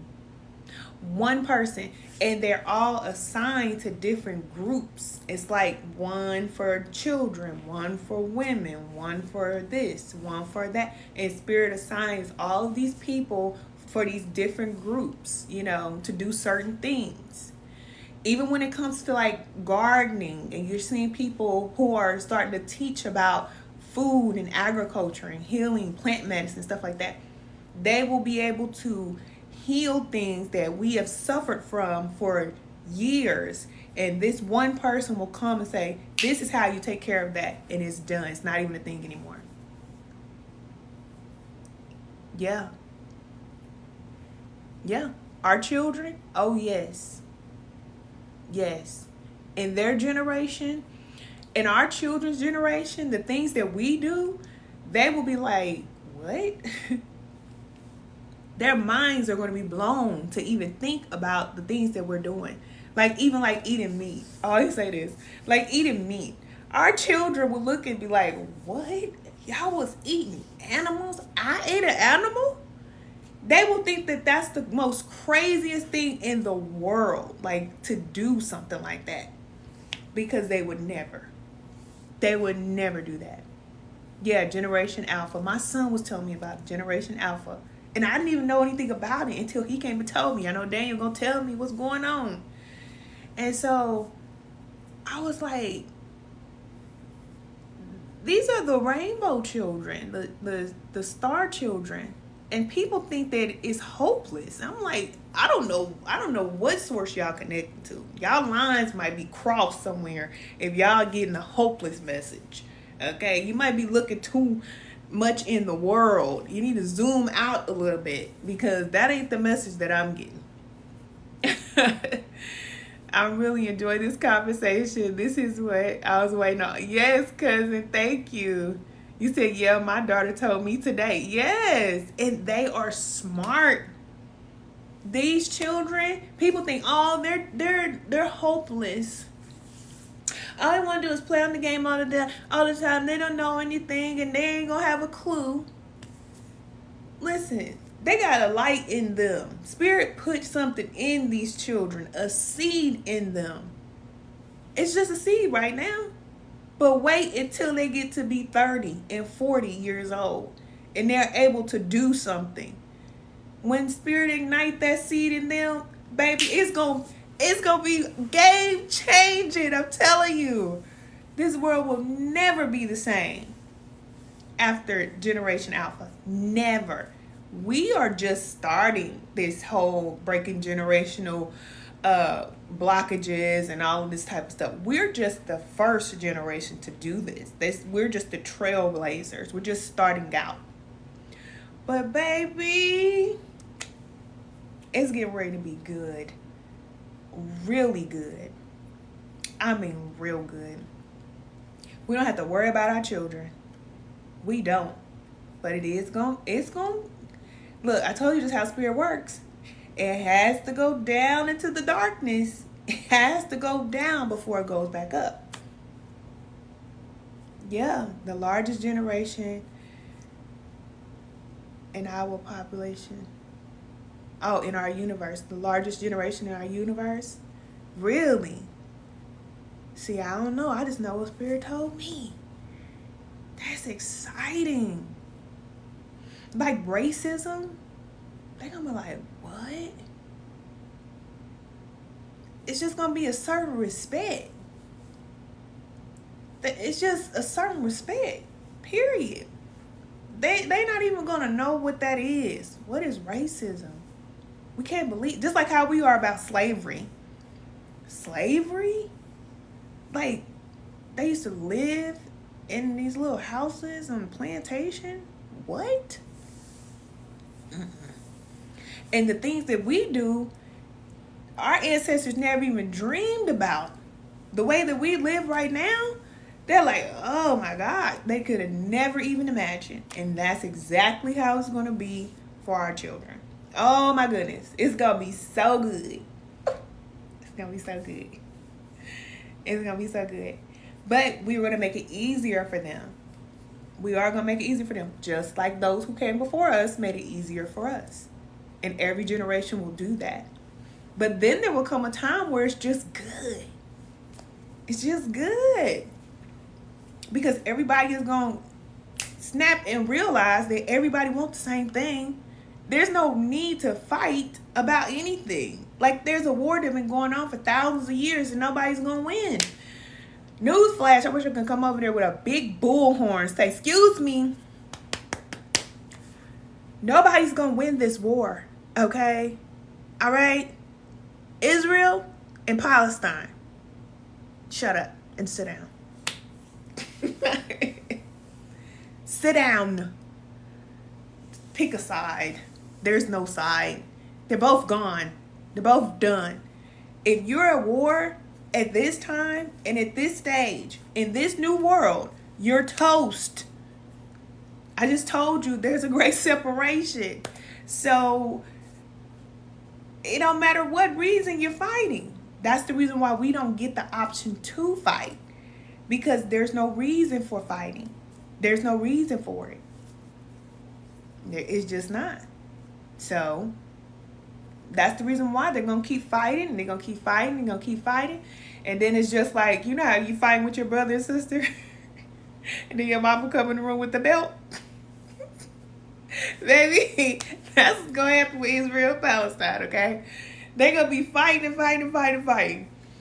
And then mama, well, I ain't going to say mama, daddy going to come in the room. Ooh, you know when daddy get that belt. Ooh, That's a different kind of whooping when daddy come in the room with that bell honey. Baby, they gonna be running. Spirit gonna be tearing them up. Bop, bop, bop. Clear the whole land down and just clear the whole thing out and flatten it all down. Just get done. Get rid of all of this 4 and 5. Yeah, clear all that up and get it out. Both sides. Yep. It's gonna all be done. It'll probably be like an event, like a catastrophic event. Yeah. Mhm. Yep. That's what Spirit will do. That'll do it. That'll get rid of the war, for sure. Okay? All those little cute little buildings that they fighting over, there won't be no more. Just like Egypt.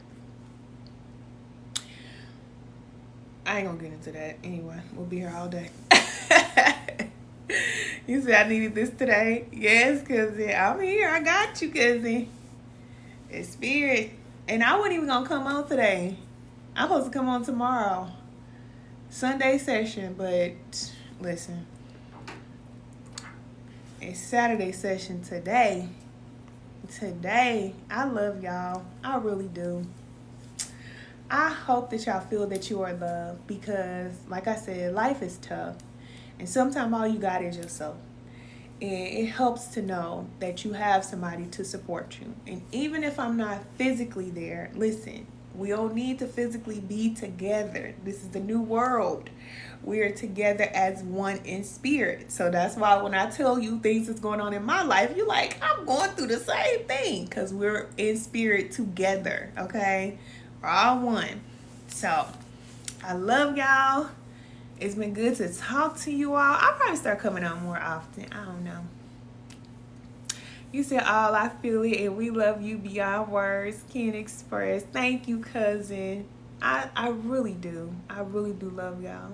Like y'all are really all that I have. Other than my children and my purpose, I don't really have anything else. I don't. And I know that there's a reason why, you know.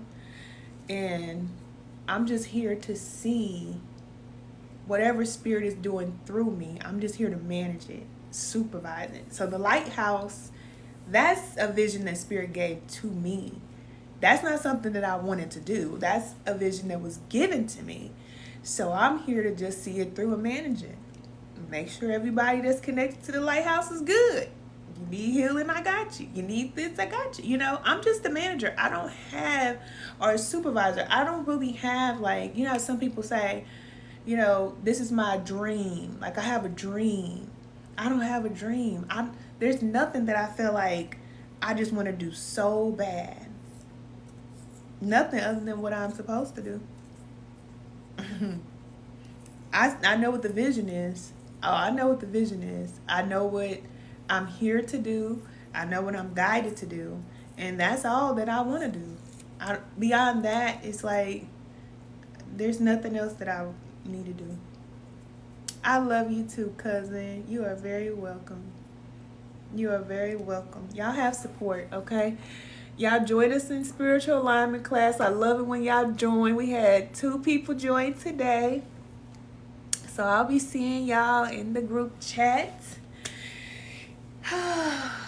It's going to be amazing. The things that are going to happen with the lighthouse, like I told you, Spirit is doing some very, very powerful things. And if you know that you're being called to release certain things, it's only so you can be put in position to do what you're called to do. And it's great. It's world changing. It's not just about you making money and taking care of your family. It's not that. It's not that. Your business, it can just be a small business. You think it's a small business. It's not. It's going to help people. You're helping people. You're not in the business. The world does business. We don't. We doing purpose. We have a purpose for what we're doing. That's the reason why Spirit says these people can come, these people can't go. These people, you know. Listen, that's the big boss. Take it up with the big boss. That's what I say. Even with the little ugly dark forces. Look, don't try to come over here and bother me. Don't bother me. If you don't like what I'm doing, you don't like what I'm saying, take it up with the big boss. Don't talk to me. Don't talk to me. I ain't doing this because I want to. Take it up with the big boss. All right, cousin. I love y'all. My fast is almost over. Is it 7 o'clock? Oh, it's almost over, cousin. I'm hungry. Not really, but it's just time to eat. And I got me some cookies because I've been going through it. And I'm eating some cookies today. But they don't have sugar. They have coconut sugar. And they are delicious. And I normally make my own, but I didn't feel like it today. Not today. Okay, cousin, I love y'all so much. If y'all need me, y'all know where to find me. And if y'all want to do a personal, I'll have the link up by Tuesday, okay? Thank y'all so much for joining the Lighthouse family. For everybody who joined Spiritual Alignment class, I will be talking to you soon, okay? I love y'all so much. I'm praying for y'all, sending y'all so much love and healing energy. And I just want to let you know that everything is going to be okay. It's just an experience. Whatever you're going through, it's just an experience. It only lasts for a certain period of time, and then it's over. That's it, okay? All right, cousin, I love y'all. Talk to y'all soon. Bye.